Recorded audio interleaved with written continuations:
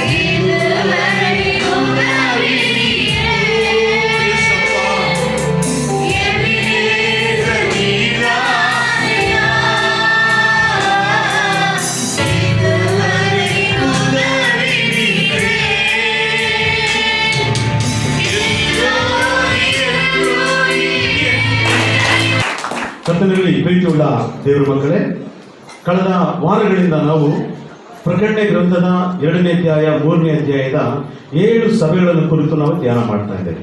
ಈಗಾಗಲೇ ನಾವು 5 ಸಭೆಗಳನ್ನು ಧ್ಯಾನ ಮಾಡಿದ್ದೀವಿ. ಇವತ್ತು ನಾವು 6ನೇ ಸಭೆಯನ್ನು, ಫಿಲದೆಲ್ಫಿಯ ಸಭೆಯನ್ನು ಕುರಿತು ನಾವು ಧ್ಯಾನ ಮಾಡಿದ್ದೇವೆ. ಯಾಕೆ ಈ ಒಂದು ಪ್ರಕಟಣೆ ಗ್ರಂಥದಲ್ಲಿ 7 ಸಭೆಗಳು ಬರೆಯಲ್ಪಟ್ಟಿದೆ ಎಂಬುದಾಗಿ ನೋಡುವಾಗ, ನಾವು ಈಗಾಗಲೇ ಧ್ಯಾನ ಮಾಡಿದ್ದೀವಿ. 2ನೇ ಅಧ್ಯಾಯದಿಂದ 3ನೇ ಅಧ್ಯಾಯದಲ್ಲಿ ತರತಕ್ಕಂಥ 7 ಸಭೆಗಳು ಯೇಸು ಸ್ವಾಮಿಯವರು ಹೇಳಿದಂಥ 7 ಸಾಮ್ಯಗಳಿಗೆ, ಮತ್ತಾಯನ ಬರೆದ ಸುವಾರ್ತೆಯಲ್ಲಿ ಬರೆದಿರ್ತಕ್ಕಂಥ 7 ಸಾಮ್ಯಗಳಿಗೆ ಹೋಲಿಕೆ ಆಗಿರ್ತಕ್ಕಂಥದ್ದಾಗಿದೆ. 7 ಎಂಬುದಾಗಿ ಹೇಳುವಾಗ ಪರಿಪೂರ್ಣತೆ ಎಂಬುದಾಗಿ, 7 ಎಂಬುದು ಪರಿಪೂರ್ಣತೆ ಎಂಬುದನ್ನು ಕುರಿತು ನಾವು ನೋಡುತ್ತೇವೆ. ಹಾಗಾದರೆ ದೇವರು ಈ 7 ಸಭೆಗಳು ಯಾವಾಗ ಇತ್ತು ಎಂಬುದಾಗಿ ನೋಡುವಾಗ, 1ನೇ ಶತಮಾನದಲ್ಲಿ ಇತ್ತು. ಸಭೆಗಳು 1ನೇ ಶತಮಾನದಲ್ಲಿತ್ತು. ಆದರೆ ಆ 7 ಪಟ್ಟಣಗಳು ಯೇಸು ಕ್ರಿಸ್ತ ಹುಟ್ಟುವುದಕ್ಕಿಂತ ಮುಂಚಿತವಾಗಿ ಕ್ರಿಸ್ತ ಪೂರ್ವದಲ್ಲೇ ಆ ಪಟ್ಟಣಗಳಿತ್ತು. ಫಿಲದೆಲ್ಫಿಯ ಪಟ್ಟಣ ಇತ್ತು, ಎಫೆಸಿಯ ಪಟ್ಟಣ ಇತ್ತು, ಲವೋದಿಕೀಯ ಪಟ್ಟಣವಿತ್ತು. ಈ ರೀತಿ ಅನೇಕ ಪಟ್ಟಣಗಳಿತ್ತು. ಆ ಪಟ್ಟಣದಲ್ಲಿ ಇರ್ತಕ್ಕಂಥ ಸಭೆಗಳನ್ನು ಕುರಿತು ದೇವರು ಯೇಸು ಸ್ವಾಮಿ ಹೇಳುವಂತ ದಿನಗಳಲ್ಲಿ ಯಾಕೆ ಹೇಳಿದ್ರು ಅಂತಂದ್ರೆ, 1ನೇ ಶತಮಾನದಿಂದ ಪ್ರಾರಂಭವಾದಂಥ ಸಭೆಯ ಚರಿತ್ರೆ, ಆ ಪಟ್ಟಣಗಳಲ್ಲಿ ನಡೀತಕ್ಕಂಥ ಘಟನೆಗಳು, ಯೇಸು ಸ್ವಾಮಿ ಲೋಕಕ್ಕೆ ಬಂದು ತನ್ನ ಸಭೆಯನ್ನು ತೆಗೆದುಕೊಂಡು ಹೋಗುವ ತನಕ ನಡೀತಕ್ಕಂಥ ಘಟನೆಗಳನ್ನ ಯೇಸು ಸ್ವಾಮಿ ನಮಗೆ ಪರಿಚಯ ಮಾಡಿಕೊಡ್ತಾ ಇದ್ದಾರೆ.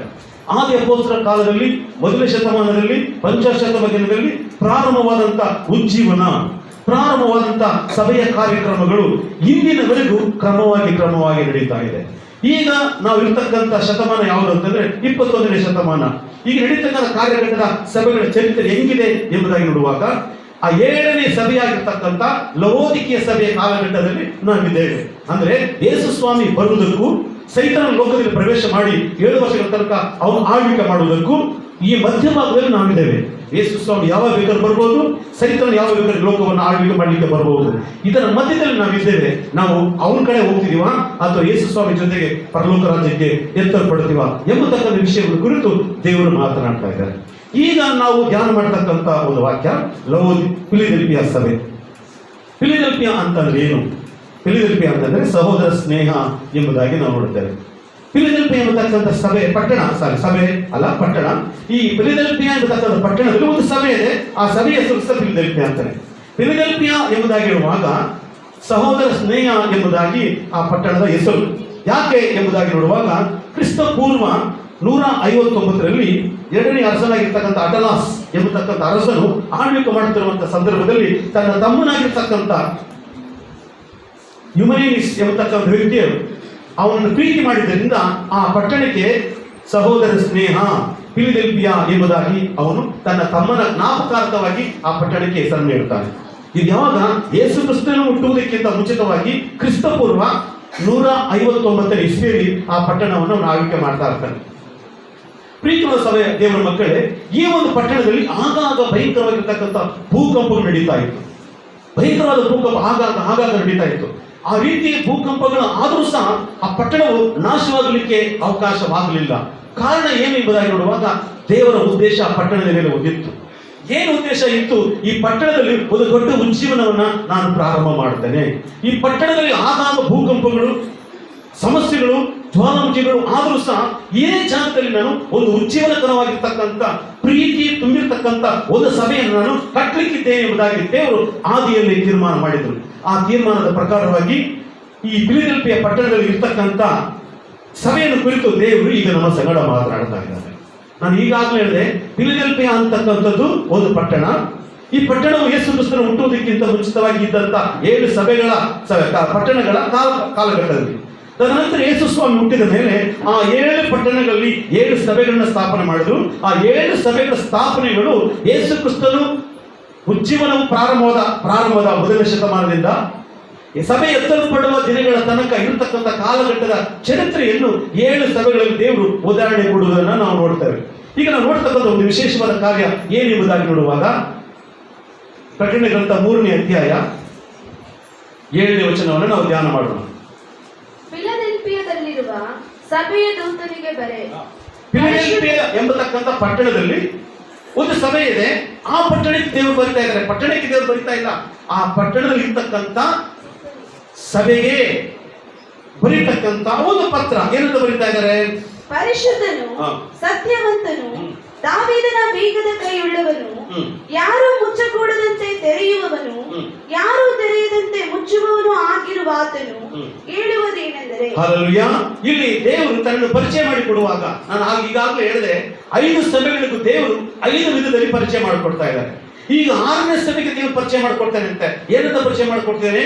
ನಾನು ತೆರೀತಾ ಇದ್ದೇನೆ, ಇದನ್ನು ಯಾರು ಮುಚ್ಚಲಿಕ್ಕೆ ಸಾಧ್ಯವಿಲ್ಲ.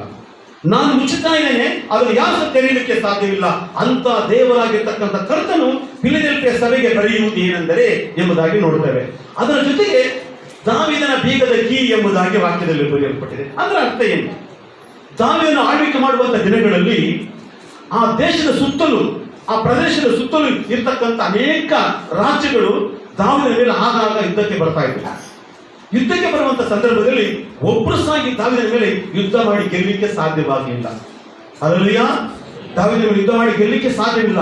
ಆದ್ರಿಂದ ಆ ಸುತ್ತಲಿರ್ತಕ್ಕಂಥ ಎಲ್ಲಾ ದೇಶಗಳು ಇವನಿಗೆ ಭಯಪಟ್ಟು ಪ್ರತಿ ಸಾರಿ ಕಪ್ಪ ಕಾಣಿಕೆ ಟ್ಯಾಕ್ಸ್ ಅನ್ನು ಕಟ್ತಾ ಇದ್ರು. ಏನಂತ?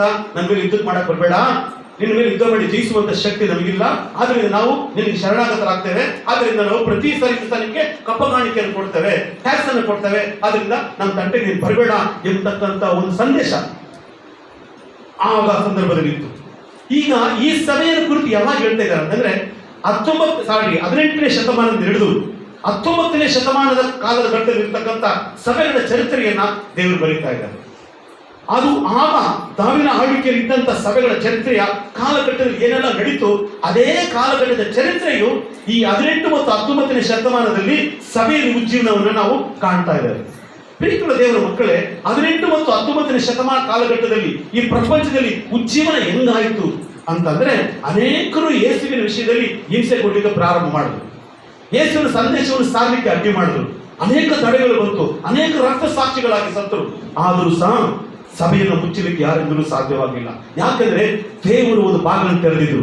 18 ಮತ್ತು 19ನೇ ಶತಮಾನದ ಕಾಲದಲ್ಲಿ ಇಡೀ ದೇಶಗಳೇ ಯೇಸುವನ್ನು ಅಂಗೀಕರಿಸುವಂತಹ ಕಾರ್ಯ ನಡೀತು. ಇಂಗ್ಲೆಂಡ್ ದೇಶದಲ್ಲಿ, ಇಡೀ ಇಂಗ್ಲೆಂಡ್ ದೇಶವೇ ಯೇಸು ಸ್ವಾಮಿ ಬಗ್ಗೆ ಗೊತ್ತಿಲ್ಲ ಅವರಿಗೆ. ಆದರೆ ಇಂಗ್ಲೆಂಡ್ ದೇಶ 18, 19ನೇ ಶತಮಾನದ ದಿನಗಳಲ್ಲಿ ಇಂಗ್ಲೆಂಡ್ ದೇಶವೇ ದೊಡ್ಡ ಉಜ್ಜೀವನವಾಗಿ ಅನೇಕ ಸಭೆಗಳು ಸ್ಥಾಪನೆ ಆಯಿತು. ಅದು ಮಾತ್ರವಲ್ಲ, ಚಿತ್ರಮಂದಿರಗಳು ಸಹ ದೇವರ ಆಲಯವಾಗಿ ಮಾರ್ಪಟ್ಟಿತು. ಹಲ್ಲೆಲೂಯಾ. 18ನೇ ಶತಮಾನದಲ್ಲಿ. ಯಾಕೆಂದ್ರೆ ದೇವರು 18, 19ನೇ ಕಾಲದಲ್ಲಿ ಇದ್ದಂತ ಆ ಭಕ್ತರು, ಆ ಪ್ರಾರ್ಥನೆಗಳು, ಆ ಪ್ರವಾದಿಗಳ ಪ್ರಾರ್ಥನೆ ಏನಾಯ್ತು ಅಂದ್ರೆ ಇಡೀ ಪ್ರಪಂಚದಲ್ಲಿ ಒಂದು ಉಜ್ಜೀವನಕ್ಕೆ ಕಾರಣವಾಯಿತು. ಪ್ರಾರ್ಥನೆಯನ್ನು ಸಾಧಾರಣವಾಗಿರ್ತಕ್ಕಂಥ ಕಾರ್ಯ ಅಲ್ಲ, ದೇವರು ಕಾರ್ಯ ಮಾಡತಕ್ಕಂಥ ಒಂದು ಭಯಂಕರವಾದಂತಹ ಒಂದು ಆಯುಧವಾಗಿದೆ. ಇವತ್ತು ಅನೇಕರಿಗೆ ಪ್ರಾರ್ಥನೆ ಅಂದ್ರೆ ಏನೋ ಉತ್ತರ ತಿಳ್ಕೊಂಡಿದ್ದಾರೆ. ಇಲ್ಲ, ನಿಮ್ಮ ಮೇಲೆ ಯುದ್ಧ ಮಾಡತಕ್ಕಂಥ ಸೈತಾನನ ಮೇಲೆ ಜಯ ಕೊಡ್ಲಿಕ್ಕೋಸ್ಕರವಾಗಿ ದೇವರು ಇಟ್ಟಿರ್ತಕ್ಕಂಥ ಒಂದು ಬಲವಾದ ಆಯುಧ ನಿಮ್ಮದಾಗಿರುವುದಾದ್ರೆ ಈ ಲೋಕದಲ್ಲಿ ಇರ್ತಕ್ಕಂಥ ಯಾವ ವಿಜ್ಞಾನಿಗಳು ಸಹ ಕಂಡು ಹಿಡಿಯದೇ ಇರತಕ್ಕಂಥ, ಕಂಡುಹಿಡಿಯಲಿಕ್ಕೆ ಸಾಧ್ಯವಾಗದಿರ್ತಕ್ಕಂಥ ಅನುಭವಗಳಿಗಿಂತಲೂ ವೈರಾಗ್ಯವಾಗಿ ಅದು ಶಕ್ತಿಯುತವಾಗಿರ್ತಕ್ಕಂಥದ್ದು ಅಂದ್ರೆ ನೀನು ಮಾಡ್ತಕ್ಕಂಥ ಪ್ರಾರ್ಥನೆ. ಅಲ್ಲಲ್ಲಿಯ ಆದ್ರೆ ಇವತ್ತು ನಾವೇನ್ ಮಾಡ್ತಾ ಇದ್ವಿ? ಪ್ರಾರ್ಥನೆಯನ್ನು ಆಲಸ್ಯ ಮಾಡ್ತಾ ಇದ್ವಿ. ಯಾಕೆ ನಿಮ್ಮ ಜೀವಿತದಲ್ಲಿ ಸೋಲುಗಳು, ಅವಮಾನಗಳು, ನಿಂದನೆಗಳು, ಕಷ್ಟಗಳು, ಸಂಕಟಗಳು ಬರುತ್ತೆ ಅಂದ್ರೆ ಆ ಪ್ರಾರ್ಥನೆಯ ಸರಿಯಾಗಿರ್ತಕ್ಕಂಥ ಅರ್ಥವನ್ನ ನೀವು ಅರ್ಥ ಮಾಡ್ಕೊಳ್ತಾ ಇಲ್ಲ. ಪ್ರಾರ್ಥನೆ ಸಿಗತಕ್ಕಂಥ ಪ್ರತಿಫಲ ಏನೆಂಬುದಾಗಿ ನಿಮಗೆ ಗೊತ್ತಿಲ್ಲ. ಪ್ರಾರ್ಥನೆ ಅಂದ್ರೆ ನಮ್ಮ ಶತ್ರುವಿನ ಮೇಲೆ ಯುದ್ಧ ಮಾಡಿ ಗೆಲ್ಲುವಂತ ಒಂದು ಬಲವಾದ ಆಯುಧ ಎಂಬುದಾಗಿ ಅನೇಕರಿಗೆ ಗೊತ್ತಿಲ್ಲ. ನಾವು ವ್ಯವಸ್ಥೆ ನೋಡ್ತೀವಿ. ಕಳೆದ ವಾರ ನಾನು ಹೇಳಿದೆ ಎಲ್ಲ ಇಲ್ಲಿರ್ರಿ ಅಂತ, ಬಂದ್ಬಿಟ್ಟು ಇಬ್ರು ಬಿಟ್ಟರೆ ಎಲ್ಲ ಓಡೋಗ್ಬಿಟ್ಟಿದ್ದಾರೆ. ನಾನು ಹೇಳ್ತೀನಿ, ನಿಮ್ಮ ಮೂಲಕ ಉಜ್ಜೀವನ ಆಗೋದಿಲ್ಲ, ತಿಳ್ಕೊಂಡ್ಬಿಡ್ರಿ. ನಿಮ್ಮ ಜೀವನದಲ್ಲಿ ಜಯ ಹೊಂದಲಿಕ್ಕೆ ಸಾಧ್ಯವಿಲ್ಲ. ಖಂಡಿತವಾಗಿ ನಾನು ಹೇಳ್ತಾ ಇದ್ದೀನಿ, ಯಾವಾಗ ದೇವರ ಸೇವಕರಿಗೆ ದೇವರು ಕೊಡ್ತಕ್ಕಂಥ ವಾಗ್ದಾನಗಳಿಗೆ ನೀವು ತಿರಸ್ಕರಿಸಿ ಹೋಗ್ತಿರೋ ನಿಮ್ಮ ಆಶೀರ್ವಾದಗಳು ಅಲ್ಲಿಗೆ ಕಟ್ಟಾಯಿತು ಎಂಬುದಾಗಿ ತಿಳ್ಕೊಂಡ್ರಿ.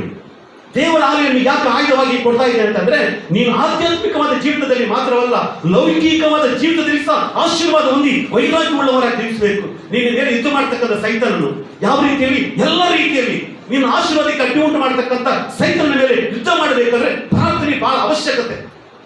ನಿಮ್ಗೆ ಅವಕಾಶ ಕೊಟ್ಟಿದ್ದಾರೆ ದೇವರು, ನಿಮ್ಗೆಲ್ಲ ಅವಕಾಶ ಕೊಟ್ಟಿದ್ದಾರೆ ದೇವರು. ಪ್ರಾರ್ಥನೆ ಮಾಡಿ ಎಂಬುದು ವಾರಕ್ಕೆ ಒಂದು ದಿನ ಹೊಸ ಪ್ರಾರ್ಥನೆ ಇಲ್ಲಿ ಮಾಡಿ ಎಂಬುದಾಗಿ. ಎಲ್ಲರೂ ಏನೋ ನಾನು ಎಕ್ಸಾಮ್, IAS ಎಕ್ಸಾಮ್ ಬರೀಬೇಕು, IPS ಎಕ್ಸಾಮ್ ಬರೀಬೇಕು ಅನ್ನೋಕ್ಕೆ ಒಂದೇ ಕೊಟ್ಟು ಓಡು. ನಾನೇ ಬೇಗ ಮಾಡ್ಕೊಳ್ಳಿಲ್ಲ, ಇಬ್ಬರು ಇದ್ರು ಸಾಕು ದೇವರಿಗೆ. ಬಾಬಿಲೋನ್ ಸಂಸ್ಥಾನವನ್ನು ಅಳ್ಳಾಡಿಸಲಿಕ್ಕೆ ಶಡ್ರಾಕ್, ಮೇಷಕ್, ಅಬೇದ್ನೆಗೋ 3 ಜನ ಸಾಕಾಗಿತ್ತು. ಲಕ್ಷಾಂತರ ಜನ ಅವಶ್ಯಕತೆ ಇರಲಿಲ್ಲ. ಇವತ್ತು ದೇಶದಲ್ಲಿ ಪಟ್ಟಣದಲ್ಲಿ ಒಂದು ಉಜ್ಜೀವನ ಆಗಬೇಕಾದ್ರೆ ಪ್ರಾರ್ಥನೆಯು ಬಹಳ ಪ್ರಾಮುಖ್ಯವಾಗಿದೆ. ಅಂತ ಪ್ರಾರ್ಥನೆ ದೇವರು 18ನೇ 19ನೇ ಶತಮಾನದಲ್ಲಿದ್ದರು. ಇಂಗ್ಲೆಂಡ್, ಯುರೋಪ್ ಖಂಡ, ಇನ್ನು ಅನೇಕ ದೇಶಗಳಲ್ಲಿ ಉಜ್ಜೀವನ ಪ್ರಾರಂಭವಾಗಿ ದೇಶಗಳೇ ಯೇಸುವೇ ದೇವರೇ ನಾಮ ಎಂಬುದಾಗಿ ಅಂಗೀಕರಿಸಿಕೊಂಡ್ರು. ಆದರೆ ಈ 21ನೇ ಶತಮಾನದ ಯಾಕೆ ಆ ರೀತಿ ಆಗ್ತಾ ಇಲ್ಲ? ಯಾಕೆ ಆ ರೀತಿ ಆಗ್ತಾ ಇಲ್ಲ? ಅದು ಲವೋದಿಕೀಯ ಸಭೆಯ ಕಾಲ, ದೇವರ ಪ್ರೀತಿಯನ್ನು ತಿರಸ್ಕರಿಸತಕ್ಕಂಥ ಕಾಲ, ದೇವರ ಪ್ರೀತಿಯನ್ನು ಅರಿಯದಿರ್ತಕ್ಕಂಥ ಕಾಲದಲ್ಲಿ ನೀವು ಜೀವಿಸುತ್ತಾ ಇದ್ದೀರಿ. ಒಂದು ಸಮಯ ಯೇಸು ಸ್ವಾಮಿ ಇವತ್ತು ಬರುವುದಾದರೆ ಅನೇಕರು ಕೈ ಬಿಡಲ್ಪಡ್ತಿರುವುದನ್ನ ನೀವು ಮರೆಯಬೇಡ್ರಿ. ಹಲ್ಲೆಲೂಯಾ. ದೇವರು ಸತ್ಯವೇದದಲ್ಲಿ ಬರ್ತಿದ್ದಾರೆ ಅಂದ್ರೆ ಏನೋ ಆಟ ಆಡೋಕ್ಕೋಸ್ಕರವಾಗಿ, ಏನೋ ಓದೋಕ್ಕೋಸ್ಕರವಾಗಿ, ನಮಗೆ ತೃಪ್ತಿ ನಾವು ಕ್ರೈಸ್ತರಿಂದ ಹೇಳಿಕೊಳ್ಳಿಕ್ಕೋಸ್ಕರವಾಗಿ ವಾಕ್ಯದಲ್ಲಿ ಬರಲಿಲ್ಲ. ದೇವರು ಕೊಟ್ಟಿರತಕ್ಕಂಥ ವಾಗ್ದಾನಗಳು ನಿಮ್ಮನ್ನು ನೀವು ಸರಿಪಡಿಸಿಕೊಳ್ಳಿಕ್ಕೋಸ್ಕರವಾಗಿ. ಹಲ್ಲೆಲೂಯಾ. ಇಲ್ಲಿ ನಾವು ನೋಡ್ತೇವೆ, ದೇವರು ಒಂದು ಬಾಗಿಲನ್ನು ತೆಗೆದಿದ್ದಾರೆ. ಆ ಬಾಗಿಲನ್ನು ಮುಚ್ಚಲಿಕ್ಕೆ ಯಾರಿಗೂ ಸಾಧ್ಯವಿಲ್ಲ. ದಾವೀದನಿಗೆ ದೇವರು ಒಂದು ರಾಜ್ಯವನ್ನು ಕೊಟ್ಟರು, ಇಸ್ರೇಲ್ ದೇಶವನ್ನು ಕೊಟ್ಟರು. ಆದರೆ ಆ ಇಸ್ರೇಲ್ ದೇಶದಲ್ಲಿರ್ತಕ್ಕಂಥ ದಾವೀದನು ಆಳ್ವಿಕೆ ಮಾಡುವಾಗ ಅವರನ್ನು ಗೆದ್ದು ಬರತಕ್ಕಂಥ ವ್ಯಕ್ತಿಗಳು ಸುತ್ತಮುತ್ತ ಇರ್ತಕ್ಕಂಥ ಯಾವ ರಾಜರಿದ್ದರೂ ಸಾಧ್ಯವಾಗಲಿಲ್ಲ. ಯಾಕೆಂದ್ರೆ ದೇವರು ದಾವೀದನನ್ನು ಅಭಿಷೇಕಿಸಿ ಆ ದೇಶಕ್ಕೆ ರಾಜನಾಗಿಟ್ಟಿದ್ದ. ಎಲ್ಲ ಜೋರಾಗಿ ಚಪ್ಪಾಳೆ. ಇವತ್ತಿನ ದಿನಗಳಲ್ಲಿ ಆ ದಾವೀದ ಯಾರು ಎಂಬುದಾಗಿ ನೋಡುವಾಗ ಅವ್ರು ಬೇರೆ ಯಾರು ಅಲ್ಲ, ಈಸಾಯನ ಕೊನೆಯ ಮಗ. ಅವನು ಕುರಿ ಕಾಯ್ತಾ ಎಲ್ಲೋ ಇದ್ದ. ಅವನು ದೇವರು ಹೇಳಿದ್ರು ಸಮುವೇಲನಿಗೆ, ಹೋಗು ಈಸಾಯನ ಮನೆಗೆ ಹೋಗಿ ಅವರಿರ್ತಕ್ಕಂಥ ಒಬ್ಬ ಮಗನನ್ನ ಅಭಿಷೇಕ ಮಾಡಿ ಈ ದೇಶಕ್ಕೆ ರಾಜನಾಗಿ ಮಾಡು. ಯಾಕೆ? ಸೌಲನು ನನ್ನ ಮಾತಿಗೆ ವಿರುದ್ಧವಾಗಿ ನಡ್ಕೊಂಡಿದ್ದಾನೆ. ಇನ್ನು ಮುಂದೆ ಈ ದೇಶದಲ್ಲಿ ಅವನು ರಾಜನಾಗಲಿಕ್ಕೆ ಯೋಗ್ಯನಲ್ಲ. ಆದ್ದರಿಂದ ಇವನ್ನ ಕೆಳಗಿಳಿಸ್ತೀನಿ, ಅವನು ತಂದು ಮೇಲ್ಕೊಂಡಿಸ್ತೀನಿ. ಹೋಗಿ ಎಣ್ಣೆ ತೆಗೆದುಕೊಂಡು ಹೋಗಿ ಅವ್ರಿಗೆ ಅಭಿಷೇಕ ಮಾಡಿ ಕರ್ಕೊಂಡು ಬಾ ಎಂಬುದಾಗಿ. ಸರಿ, ಸಮಯ ಹೋಗ್ತಾನೆ. ಹೋದಾಗ 7 ಜನ ಅಣ್ಣ ಉದ್ದಕ್ಕೆ ನಿಂತ್ಕೊಂಡ್ಬಿಡ್ತಾರೆ. ಇವರನ್ನ ಯಾರು? ಸೌಲನ ಸೈನ್ಯದಲ್ಲಿದ್ದಂಥ ಸೈನಿಕರು, ತರಬೇತಿ ಹೊಂದಿರತಕ್ಕಂಥವ್ರು, ಪರಾಕ್ರಮಶಾಲಿಗಳು, ಎಲ್ಲವರು ಗೊತ್ತಿರತಕ್ಕಂಥವ್ರು, ದಟ್ಟುಮುಟ್ಟಾಗಿ ಎತ್ತರವಾಗಿ ಬೆಳ್ಳಿಗೆ ಬಹಳ ಶಕ್ತಿಶಾಲಿ ಇರ್ತಕ್ಕಂಥ ವ್ಯಕ್ತಿಗಳು. ಸಮಯ ನೋಡದಂಗೆ, ಓ ದೇವರು ಹೇಳಿದ್ರು ಇವ್ರನ್ನೇ ಇರ್ಬೋದು ಅಂತೇಳಿ ದೊಡ್ಡ ಮಗನಿಗೆ ಎಣ್ಣೆ ಹಚ್ಚಕ್ಕೆ ಹೋದ್ರೆ ದೇವ್ರು ಹೇಳ್ತಾರೆ ಇವನಲ್ಲ. ಅದೇ ಪ್ರಕಾರ 7 ಜನರು ಇವನಲ್ಲ ಅಂದ್ಬಿಟ್ರು. ಹಲ್ಲೆಲೂಯಾ. ಈಗ ದಾವೀದ ಸಮುವೇಲ ಕೇಳ್ತಾರೆ ಇಸಾಯನಿಗೆ, ಇನ್ನು ಯಾರಾದ್ರೂ ನಿನ್ನ ಮಕ್ಕಳಿದಾರಾ ಅಂತ. ಇದಾನೆ, ಅವ್ರು ಕುರಿ ಕಾಯಕ್ಕೆ ಹೋಗಿದ್ದಾನೆ, ಕರ್ಸವನಿಗೆ ಅಂತ ಹೇಳ್ತಾರೆ. ನನ್ನ ಪ್ರೀತಿಯುಳ್ಳ ದೇವರ ಮಕ್ಕಳೇ, ಆ ದಾವೀದನ ಅಷ್ಟು ದೂರದಲ್ಲಿ ಬರ್ತಾ ಇದ್ದಾನೆ. ಅವನು ಯಾರು? ಕುರಿ ಕಾಯ್ತಕ್ಕಂಥವನು. ಅವನು ಎಲ್ಲಿ? ಕುರಿ ಕಾಯುವಂತ ಜಾಗದಲ್ಲಿ ಕಿನ್ನರಿಯನ್ನು ಬಾರಿಸುತ್ತಾ ದೇವರನ್ನು ಮಹಿಮೆ ಪಡಿಸುವಂತ ವ್ಯಕ್ತಿ. ಕಿನ್ನರಿಯನ್ನು ಬಾರಿಸಿಕೊಂಡು ದೇವರ ಸಮ್ಮುಖದಲ್ಲಿ ಪ್ರಾರ್ಥನೆ ಮಾಡತಕ್ಕಂಥ ವ್ಯಕ್ತಿ. ಎಲ್ಲಿ? ಮನೆಯಲ್ಲಿ AC ರೂಮಲ್ಲಿ ಅಲ್ಲ, ಕಾಡಲ್ಲಿ, ಅರಣ್ಯದಲ್ಲಿ ಕುರಿಗಳನ್ನು ಬಿಟ್ಟು ಅವೆಲ್ಲ ಊಟವನ್ನು ಮಾಡಿ ಅವೆಲ್ಲ ನೀರನ್ನ ಕುಡಿದು ವಿಶ್ರಾಂತಿ ಪಡೆಯುವಂತ ಸಂದರ್ಭದಲ್ಲಿ ಮೊಣಕಾಲವರು ದೇವರ ಸನ್ನಿಧಿಯಲ್ಲಿ ಆರಾಧನೆ ಮಾಡ್ತಾ ಇದ್ದ. ಆ ವ್ಯಕ್ತಿ ಕಾಡಲ್ಲಿ ಆರಾಧನೆ ಮಾಡ್ತಕ್ಕಂಥ, ಅವ್ರು ಹೋಗುವ ಜಾಗದಲ್ಲೆಲ್ಲ ದೇವರನ್ನು ಮಹಿಮೆ ಪಡಿಸ್ತಕ್ಕಂಥ ಅವ್ರ ಭಕ್ತಿಯನ್ನು ನೋಡಿ ದೇವರು ಹೇಳಿದ್ರು, ಈ ಕುರಿಗಳನ್ನೇ ಎಷ್ಟೊಂದು ಜವಾಬ್ದಾರಿ ಇದೆ, ಒಂದು ಸಮಯ ದೇಶವನ್ನು ಕೈ ಕೊಟ್ಟರೆ ಇಡೀ ದೇಶವನ್ನು ಚೆನ್ನಾಗಿ ಆಳ್ವಿಕೆ ಮಾಡ್ತಾನೆ. ಇವತ್ತು ನೀವೇನು ಆಧ್ಯಾತ್ಮಿಕವಾದ ಜೀವಿತದಲ್ಲಿ ನೀವಿದ್ದೀರಾ, ನಿಮ್ಮ ಮೇಲೆ ದೇವರು ಇರ್ತಕ್ಕಂಥ ಫಲಿತಾಂಶ ಏನು ಗೊತ್ತಾ? ನೀವು ಎಷ್ಟರ ಮಟ್ಟಿಗೆ ಇದ್ದೀರಾ ಅಷ್ಟರ ಮಟ್ಟಿಗೆ ದೇವರು ನಿಮ್ಮನ್ನು ಆಶೀರ್ವಾದಿಸ್ತಾನೆ. ಎಷ್ಟು ಜನರಿಗೆ ಆಧ್ಯಾತ್ಮಿಕ ವಿಷಯ ಆಸಕ್ತಿ ಇದೆ, ಎಲ್ಲಾ ವಿಷಯ ನಿಮ್ಗೆ ಆಸಕ್ತಿ ಇದೆ. ಅಲ್ಲಿ ನೋಡೋಕೆ ಆಸಕ್ತಿ ಇದೆ, ಇಲ್ಲಿ ಹೋಗೋಕೆ ಆಸಕ್ತಿ ಇದೆ, ಕೆಲಸ ಕೊಡೋಕೆ ಆಸಕ್ತಿ ಇದೆ, ಕಾಲೇಜ್ ಹೋಗಲ್ಲ ಆಸಕ್ತಿ ಇದೆ, ಎಲ್ಲ ಹೋಗ್ರಿ. ಆದ್ರೆ ಇವೆಲ್ಲವನ್ನು ಹೋಗ್ಲಿಕ್ಕೆ, ಮಾಡ್ಲಿಕ್ಕೆ, ಓದ್ಲಿಕ್ಕೆ, ಕೆಲಸ ಮಾಡ್ಲಿಕ್ಕೆ ಶಕ್ತಿ ಕೊಟ್ಟಂತ, ಜ್ಞಾನ ಕೊಟ್ಟಂತ ದೇವರನ್ನೇ ನೀವು ಮರಿತೀರಾ ಅಂತಂದ್ರೆ ನಿಮ್ಮ ಮೂಲಕವಾಗಿ ದೇವ್ರು ಏನ್ ಮಾಡ್ಲಿಕ್ಕೆ ಸಾಧ್ಯ ಉಂಟು? ಯಾವ ರೀತಿ ಇಸಾಯ ಮಕ್ಕಳು 7 ಜನರನ್ನ ದೇವರಿನ ಸೈಡಿಗೆ ತೊಪ್ಪಿ ಕುರಿ ಕಾಯ್ತಕ್ಕಂಥ ತಾವೇನು ಕರ್ಕೊಂಡ್ಬಂದು ನಿಲ್ಲಿಸಿದ್ರು, ಅದೇ ಪ್ರಕಾರ ನಿಮ್ಮೆಲ್ಲರೂ ಬಿಟ್ಟು ಸಣ್ಣ ಸ್ಕೂಲ್ ಮಕ್ಕಳು ದೇವರಿಗೆ ಬರೆಸ್ತಾರೆ. ಹಲ್ಲೆಲೂಯಾ. ಇವರಿಲ್ಲ ಅಂತ ದೇವರು ಇಲ್ಲಿ ಎಲ್ಲರೂ ಬಿಟ್ಟು ಬೇರೆ ಕಡೆ ಒಬ್ಬರನ್ನು ಕರ್ಕೊಂಡು ನಿಲ್ಲಿಸ್ತಾರೆ. ಯಾಕೆ ಗೊತ್ತಾ? ದೇವರಿಗೆ ಯಾರ ಅವಶ್ಯಕತೆ ಅಲ್ಲ, ದೇವರನ್ನು ಯಾರು ಹೆಚ್ಚಿಗೆ ಪ್ರೀತಿ ಮಾಡ್ತಾರೆ ಅವರೇ ದೇವರಿಗೆ ಅವಶ್ಯಕತೆ. ಕಷ್ಟಕ್ಕೆ ದೇವರ ಬಳಿಗೆ ಓಡಿ ಬರೋದಲ್ಲ, ನನಗೆ ಜ್ಞಾನ ಇದೆ ದೇವರು ಗುಣಪಡಿಸುವುದಾಗಿ ಆ ಸಮಯಕ್ಕೆ ದೇವರ ಮುಂದೆ ಬರೋದಲ್ಲ, ನನ್ನ ಸಾಲ ತುಂಬಾ ಇದೆ ದೇವರೇ ನನ್ನ ಸಾಲವನ್ನು ತೀರಿಸು ಅದಕ್ಕೋಸ್ಕರವಾಗಿ ಯೇಸುವಿಗೆ ಬರೋದಲ್ಲ. ದೇವರ ಆಜ್ಞೆಯನ್ನು ಕೈಗೊಂಡು ನಡೆಯುವುದಾದರೆ ದೇವರು ನಿನ್ನನ್ನು ಆಶೀರ್ವದಿಸ್ತಾರೆ. ನೀವು ನನ್ನ ಪ್ರೀತಿಸುವುದಾದರೆ, ದೇವರ ಮೇಲೆ ನಿಮಗೆ ಪ್ರೀತಿ ಇದೆ ಅಂದ್ರೆ ಅದಕ್ಕೆ ಗುರುತು ಏನು ಗೊತ್ತಾ? ದೇವರ ಆಜ್ಞೆಯನ್ನು ಕೈಗೊಂಡು ನಡೀತಕ್ಕಂಥವನು ನನ್ನನ್ನು ಪ್ರೀತಿಸುವವನು ಎಂಬುದಾಗಿ. ನಿಮಗೆ ದೇವರ ಮೇಲೆ ಪ್ರೀತಿ ಇದೆ ಹೆಂಗ್ ಗೊತ್ತಾಗುತ್ತೆ? ನೀವು ದೇವರ ಆಜ್ಞೆಯನ್ನು ಕೈಗೊಂಡು ನಡೆಯುವುದು. ಹಲ್ಲೆಲೂಯಾ. ಸಂದೇಹದಲ್ಲಿ ಬರೆಯಲ್ಪಟ್ಟಿದೆ, ದಾವೀದನಿದ್ದಾನೆ, ಈ ಕುರಿ ಕಾಯ್ತಾ ಇದ್ದಾನೆ, ಅದನ್ನೆಲ್ಲ ಕರ್ಕೊಂಡು ಬರ್ತಾ ಇದ್ದಾನೆ. ಅವನು ಅಷ್ಟು ದೂರ ಬರ್ತಿರುವಂತ ಸಂದರ್ಭದಲ್ಲಿ ಸಮಯದ ಕೈಯಲ್ಲಿದ್ದಂತ ಎಣ್ಣೆಯ ಆ ಪಾತ್ರೆ ಈಗ ಅಳ್ಳಾಡ್ತಾ ಇದೆ. ಎಣ್ಣೆ ಪಾತ್ರೆ ಈಗ ಅಳ್ಳಾಡ್ತಾ ಇದೆ, ಒಳಗಿರ್ತಕ್ಕಂಥ ಎಣ್ಣೆ ಕುದೀತಾ ಇದೆ. ಅಂದ್ರೆ ಅರ್ಥ ಏನು? ಅಭಿಷೇಕಕ್ಕೋಸ್ಕರವಾಗಿ ದೇವರ ಆತ್ಮನ ಶಕ್ತಿ ಆ ಎಣ್ಣೆ ಒಳಗೆ ಇಳಿದು ಬರ್ತಾ ಇದೆ. ಎಣ್ಣೆ ಅಂದ್ರೆ ತಲೆಗೆಚ್ಕೊಂಡು ಸ್ನಾನ ಮಾಡೋದಲ್ಲ, ಇದು ಒಂದು ಅಭಿಷೇಕದ ಎಣ್ಣೆ, ಪವಿತ್ರವಾದಂತ ಎಣ್ಣೆ. ಈ ಎಣ್ಣೆ ತಕೊಂಡು ಒಬ್ಬ ರಾಜನಾಗಿ, ಒಬ್ಬ ಯಾಜಕನಾಗಿ ಅಭಿಷೇಕ ಮಾಡತಕ್ಕಂಥ ವಿಶೇಷವಾಗಿರ್ತಕ್ಕಂಥ ಎಣ್ಣೆ. ಆ ಎಣ್ಣೆ ಕೈಯಲ್ಲಿ ಇರುವಾಗಲೇ, ಸಮಯದ ಕೈಯಲ್ಲಿ ಇರುವಾಗಲೇ ಎಣ್ಣೆ ತುಳುಕ್ಲಿಕ್ಕೆ ಪ್ರಾರಂಭವಾಯಿತು. ಆಗ ಗೊತ್ತಾಯ್ತು ದೇವರ ಆತ್ಮನ ಹೊಂದಿದ್ದಾನೆ, ಅವನ ಮೇಲೆ ನಿಲ್ತಾ ಇದೆ. ಈಗ ದೇವರು ಹೇಳ್ತಾರೆ, ನಾನು ಆರಿಸಿಕೊಂಡಂತ ಪಾತ್ರೆ ಅವನೇ. ಇಸ್ರೇಲ್ ದೇಶಕ್ಕೆ ನಿಜವಾದ ರಾಜನು ಎಂಬುದಾಗಿ ಹೇಳುವುದಾದ್ರೆ ಇವನೇ ಎಂಬುದಾಗಿ ಹೇಳುವಾಗ ಸಮೀಲ್ ತಗೊಂಡು ಹೋಗಿ ಅವನ ಮೇಲೆ ಎಣ್ಣೆ ಹಚ್ಚಿ ಪ್ರಾರ್ಥನೆ ಮಾಡಿ ಇಸ್ರೇಲ್ ದೇಶದ ರಾಜನಾಗಿ ಮಾಡ್ತಾರೆ. ಹಲ್ಲೆಲೂಯಾ. ಆಗ ಯಾವಾಗ ಇವನು ರಾಜನಾದನು, ಅಲ್ಲಿಂದ ಅವನು ಸಾಯುವ ತನಕ ಯುದ್ಧದಲ್ಲಿ ಸೋಲನೆ ಕಾಣಲಿಲ್ಲ. ಅದಕ್ಕೆ ದೇವರು ಹೇಳ್ತಾರೆ, ಅಂಥ ಒಂದು ಸೋಲನೆ ಕಾಣದಿರತಕ್ಕಂಥ ದಾವೀದನ ರೀತಿಯಲ್ಲಿ ನಾನು ನಿಮ್ಮನ್ನು ಆಶೀರ್ವದಿಸ್ತೇನೆ. ಯಾಕೆ? ದೇವರು ದಾವೀದನಿಗೆ ಅಂತ ಒಂದು ಅಧಿಕಾರವನ್ನು ಕೊಟ್ಟರು. ಹಲ್ಲೆಲೂಯಾ. ಹಲ್ಲೆಲೂಯಾ. ವಾಕ್ಯ ತೆಗೆದುಕೊಂಡ್ರಿ, ಯೆಶಾಯನ ಪ್ರವಾದನ ಗ್ರಂಥ 22ನೇ ಅಧ್ಯಾಯ 22ನೇ ವಚನ.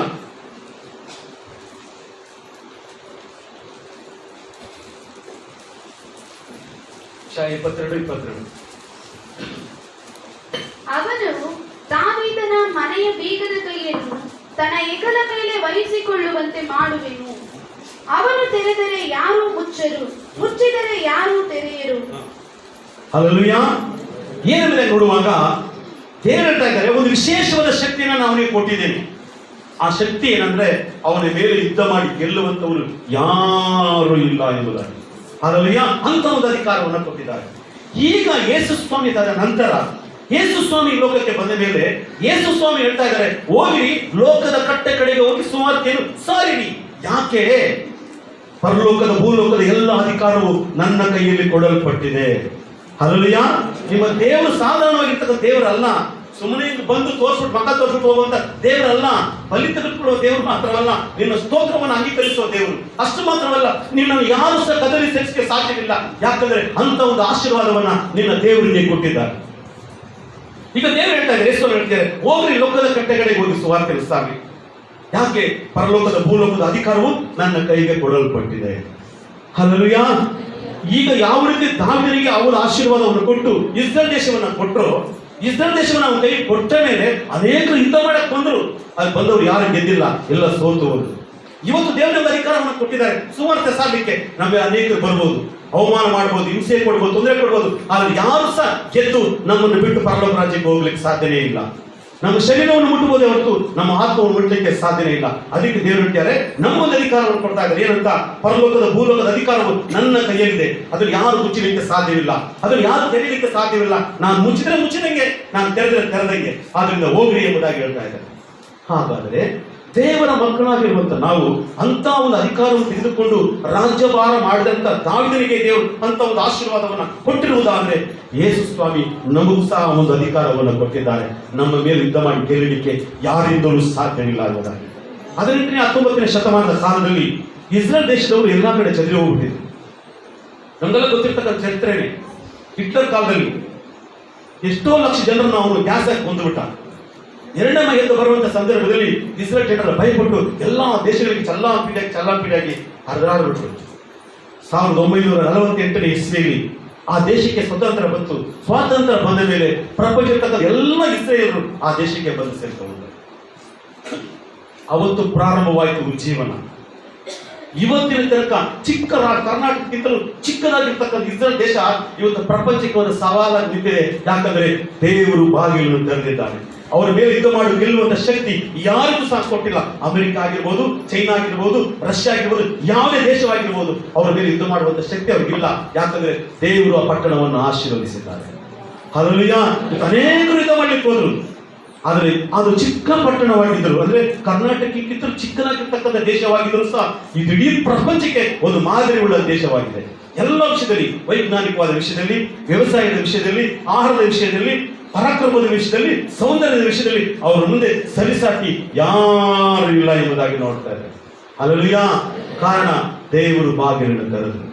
ಚದುರಿಸಲ್ಪಟ್ಟ ಇಸ್ರಾಯೇಲ್ ಜನರು ಮತ್ತೆ ದೇಶಕ್ಕೆ ಮತ್ತೆ ಸೇರ್ಕೊಂಡ್ರು. ಇವತ್ತು ಇಡೀ ಪ್ರಪಂಚಕ್ಕೆ ಅವರು ಸವಾಲಾಗಿ ನಿಂತಿದ್ದಾರೆ.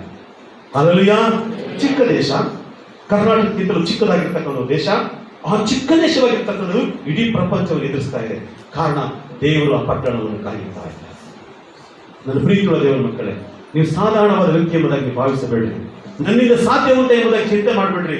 ಅಪ್ಪ ಹೇಳ್ತಾ ಇದ್ದಾರೆ, ನಿನ್ನಿಂದ ಎಲ್ಲವೂ ಸಾಧ್ಯ.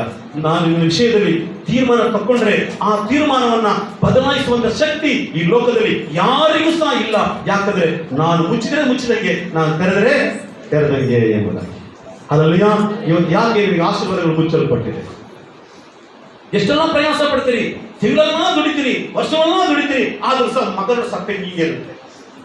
ಎಲ್ಲ ಮುದುರ್ಕೊಂಡು ಬೇಕಾಗಿರುತ್ತೆ. ಯಾಕಂದ್ರೆ ಕಷ್ಟಪಡ್ತೀರಾ, ಸಾಧನೆ ಮಾಡ್ತೀರಾ, ಏನೋ ದುಡಿತೀರಾ, ಆದ್ರೆ ಮಾತ್ರ ತಿಂಗಳ ಕೊನೆಯಲ್ಲಿ ಸಪ್ಪೆ ಮರೆ ಎಲ್ಲ ಮುಸುರು ಏನಾಗಿದೆ, ಹೂವು ಬಾಡೋಗುತ್ತಲ್ಲ, ತಾವರೆ ಹೋಗಿ ಮುಚ್ಕೊಂಡು ಬಿಡುತ್ತಲ್ಲ, ಆ ತರ ಮುದುರಿ ಹೋಗಿರ್ತಕ್ಕಂಥ ಮುಖಗಳನ್ನ ಕಾಣ್ತೀವಿ. ಯಾಕೆ? ನಿನ್ನ ಸಂಪಾದನೆಯನ್ನು ದೇವರು ಆಶೀರ್ವದಿಸ್ತಾ ಇಲ್ಲ. ನಿನ್ನ ಪ್ರಯಾಸಕ್ಕೆ ತಕ್ಕ ಪ್ರತಿಫಲವನ್ನ ದೇವರು ಕೊಡ್ತಾ ಇಲ್ಲ. ಯಾಕೆಂದ್ರೆ ದೇವರು ನಿನ್ನ ಬಾಗಿಲನ್ನು ಮುಚ್ಚಿದ. ಆ ಬಾಗಿಲು ತೆಗಿಬೇಕೆಂಬುದಾಗಿ ನೀನು ಏನೆಲ್ಲ ಪ್ರಯಾಸ ಪಡ್ತೀಯ, ರಾತ್ರಿಗಳು, ಓವರ್ ಟೈಮ್, ಆ ಟೈಮ್, ಈ ಟೈಮ್, ಎಲ್ಲಾ ಟೈಮು ಮಾಡ್ತೀಯ. ಆದ್ರೆ ಕೊನೆ ಟೈಮ್ ಏನಾಗ್ತಂದ್ರೆ ಮುಸುಡಿ ಉದುರ್ಕೊಂಡಿರೋದು. ಕಾರಣ ದೇವರು ಬಾಗಿಲು, ನಿಮ್ಮ ಕುಟುಂಬದ ಬಾಗಿಲನ್ನು ಮುಚ್ಚಿದ್ದಾನೆ. ಆಶೀರ್ವಾದ ಎಂಬತಕ್ಕಂಥ ಬಾಗಿಲನ್ನು ಮುಚ್ಚಿದ್ದಾನೆ. ಆಶೀರ್ವಾದ ಬಾಗಿಲು ಎಲ್ಲಿ ತನಕ ಮುಚ್ಚಲ್ಪಡುತ್ತೋ ಅಲ್ಲಿ ತನಕ ಪರಲೋಕದ ಆಶೀರ್ವಾದಗಳು ನಿನಗೆ ದೊರೆಯಲಿಕ್ಕೆ ಸಾಧ್ಯನೇ ಇಲ್ಲ. ಅದನ್ನು ತಿಳಿದಂತೆ ಸಭೆಗೆ ದೇವರು ಹೇಳ್ತಾರೆ, ನಾನು ಬಾಗಿಲನ್ನು ತೆರೆದಿದ್ದೇನೆ. ನಿನಗೆ ವಿರುದ್ಧವಾಗಿ ಯಾರು ಬಂದು ಸಹ ಈ ಬಾಗಿಲನ್ನು ಮುಚ್ಚಲಿಕ್ಕೆ ಸಾಧ್ಯವಿಲ್ಲ. ನಿನ್ನ ಸಭೆ ಮೇಲೆ ಬರತಕ್ಕಂಥ ಆಶೀರ್ವಾದವಾದ ಬಾಗಿಲನ್ನು ತಡೆಯಲಿಕ್ಕೆ ಈ ಲೋಕದ ಯಾವ ಶಕ್ತಿಯಿಂದಲೂ ಸಾಧ್ಯವಿಲ್ಲ. ಯಾಕಂದ್ರೆ ನಾನು ಆಶೀರ್ವಾದದ ಬಾಗಿಲನ್ನು ನಾನು ತೆರೆದಿದ್ದೇನೆ ಎಂಬುದಾಗಿ ದೇವರು ಫಿಲದೆಲ್ಫಿಯ ಸಭೆಗೆ ಒಂದು ವಾಗ್ದಾನವನ್ನು ಮಾಡ್ತಾರೆ. ಸಭೆಯೇ, ನೀನು ಸಹ ಸಭೆ. ಕೊರಿಂಥದವರಿಗೆ ಬರೆದ ಪತ್ರಿಕೆ ನೋಡ್ತೇವೆ, ನೀವು ದೇವರ ಆಲಯವಾಗಿದ್ದೀರಿ, ನೀವು ದೇವರ ಆಲಯವಾಗಿದ್ದೀರಿ. ನೀವು ಏನಾಗಿದ್ದೀರಿ? ದೇವರ ಆಲಯ. ಆದ್ರೆ ಯಾಕೆ ದೇವರ ಆಲಯದಲ್ಲಿ ಆಶೀರ್ವಾದಗಳಿಲ್ಲ? ಯಾಕೆ ನೀವು ದೇವರ ಆಲಯದಲ್ಲಿ ಉಜ್ಜೀವನ ಇಲ್ಲ? ಯಾಕೆ ದೇವರ ಆಲಯದಲ್ಲಿ ಪ್ರಾರ್ಥನೆ ಇಲ್ಲ? ಯಾಕೆ ದೇವರ ಆಲಯದಲ್ಲಿ ಉಪವಾಸವಿಲ್ಲ? ಅದಕ್ಕೆ ಬಾಗಿಲು ಮುಚ್ಚಿದೆ. ಆಶೀರ್ವಾದ ಮಾಡುವ ದೇವರಿಗೆ ಮನೆಯಲ್ಲಿ ಜಾಗ ಇಲ್ಲ. ಆಶೀರ್ವಾದ ಮಾಡುವ ದೇವರಿಗೆ ಹೃದಯದಲ್ಲಿ ಜಾಗ ಇಲ್ಲ. ಎಲ್ಲದಕ್ಕೂ ಸಮಯ ಇದೆ ಅವರಿಗೆ. ಊಸುತ್ತಕ್ಕೆ, ಬೇರೆ ಬೇರೆ ಕೆಲಸಕ್ಕೆ, ಬೇರೆ ಬೇಡತಕ್ಕಂಥ ಕೆಲಸಕ್ಕೆ, ಎಲ್ಲದಕ್ಕೂ ಊರು ಕತೆ ಮಾತಾಡೋಕ್ಕೆಲ್ಲವರಿಗೆ ಸಮಯ ಇರುತ್ತೆ. ಪ್ರಾರ್ಥನೆಗೆ ಮಾತ್ರ ಸಮಯ ಅವರಿಗಿಲ್ಲ. ಅವಾಗ ಹೇಳ್ತಾರೆ, ಅವಾಗ ಹೋಮ್ವರ್ಕ್ ಬರೀಬೇಕು, ಅವಾಗ ಮನೆ ಕಸ ಗುಡಿಸ್ಬೇಕು, ಅವಾಗ ಮನೆಗೆಲ್ಲ ಕಸ ಹೊಡಿಬೇಕು, ಅವಾಗ ಬಟ್ಟೆ ಒಗಿಬೇಕು, ಅವಾಗ ಹೋಮ. ಹಲ್ಲೆಲೂಯಾ. ವಾಕ್ಯ ಹೇಳ್ತಾ ಇದೆ, ದೇವರ ಪರಲೋಕದ ಆಶೀರ್ವಾದ ನಿನಗೆ ಬೇಕು ಎಂಬುದಾದರೆ ಮೊದಲು ದೇವರ ರಾಜ್ಯಕ್ಕಾಗಿಯೂ ಅದರ ನೀತಿಗಾಗಿಯೂ ತಮಕ ಪಡುವಂತ ವೇಳೆಯಲ್ಲಿ ಮಾತ್ರ ದೇವರು ಅದರೊಟ್ಟಿಗೆ ಎಲ್ಲವನ್ನು ಕೂಡಿಸಿಕೊಡುವ ದೇವರ. ಹಲ್ಲೆಲೂಯಾ. ಎಲ್ಲವನ್ನು ಕೂಡಿಸಿಕೊಡುವ ದೇವರು, ಎಲ್ಲವನ್ನು ಕೂಡಿಸಿಕೊಡುವ ದೇವರಾಗಿದ್ದಾನೆ.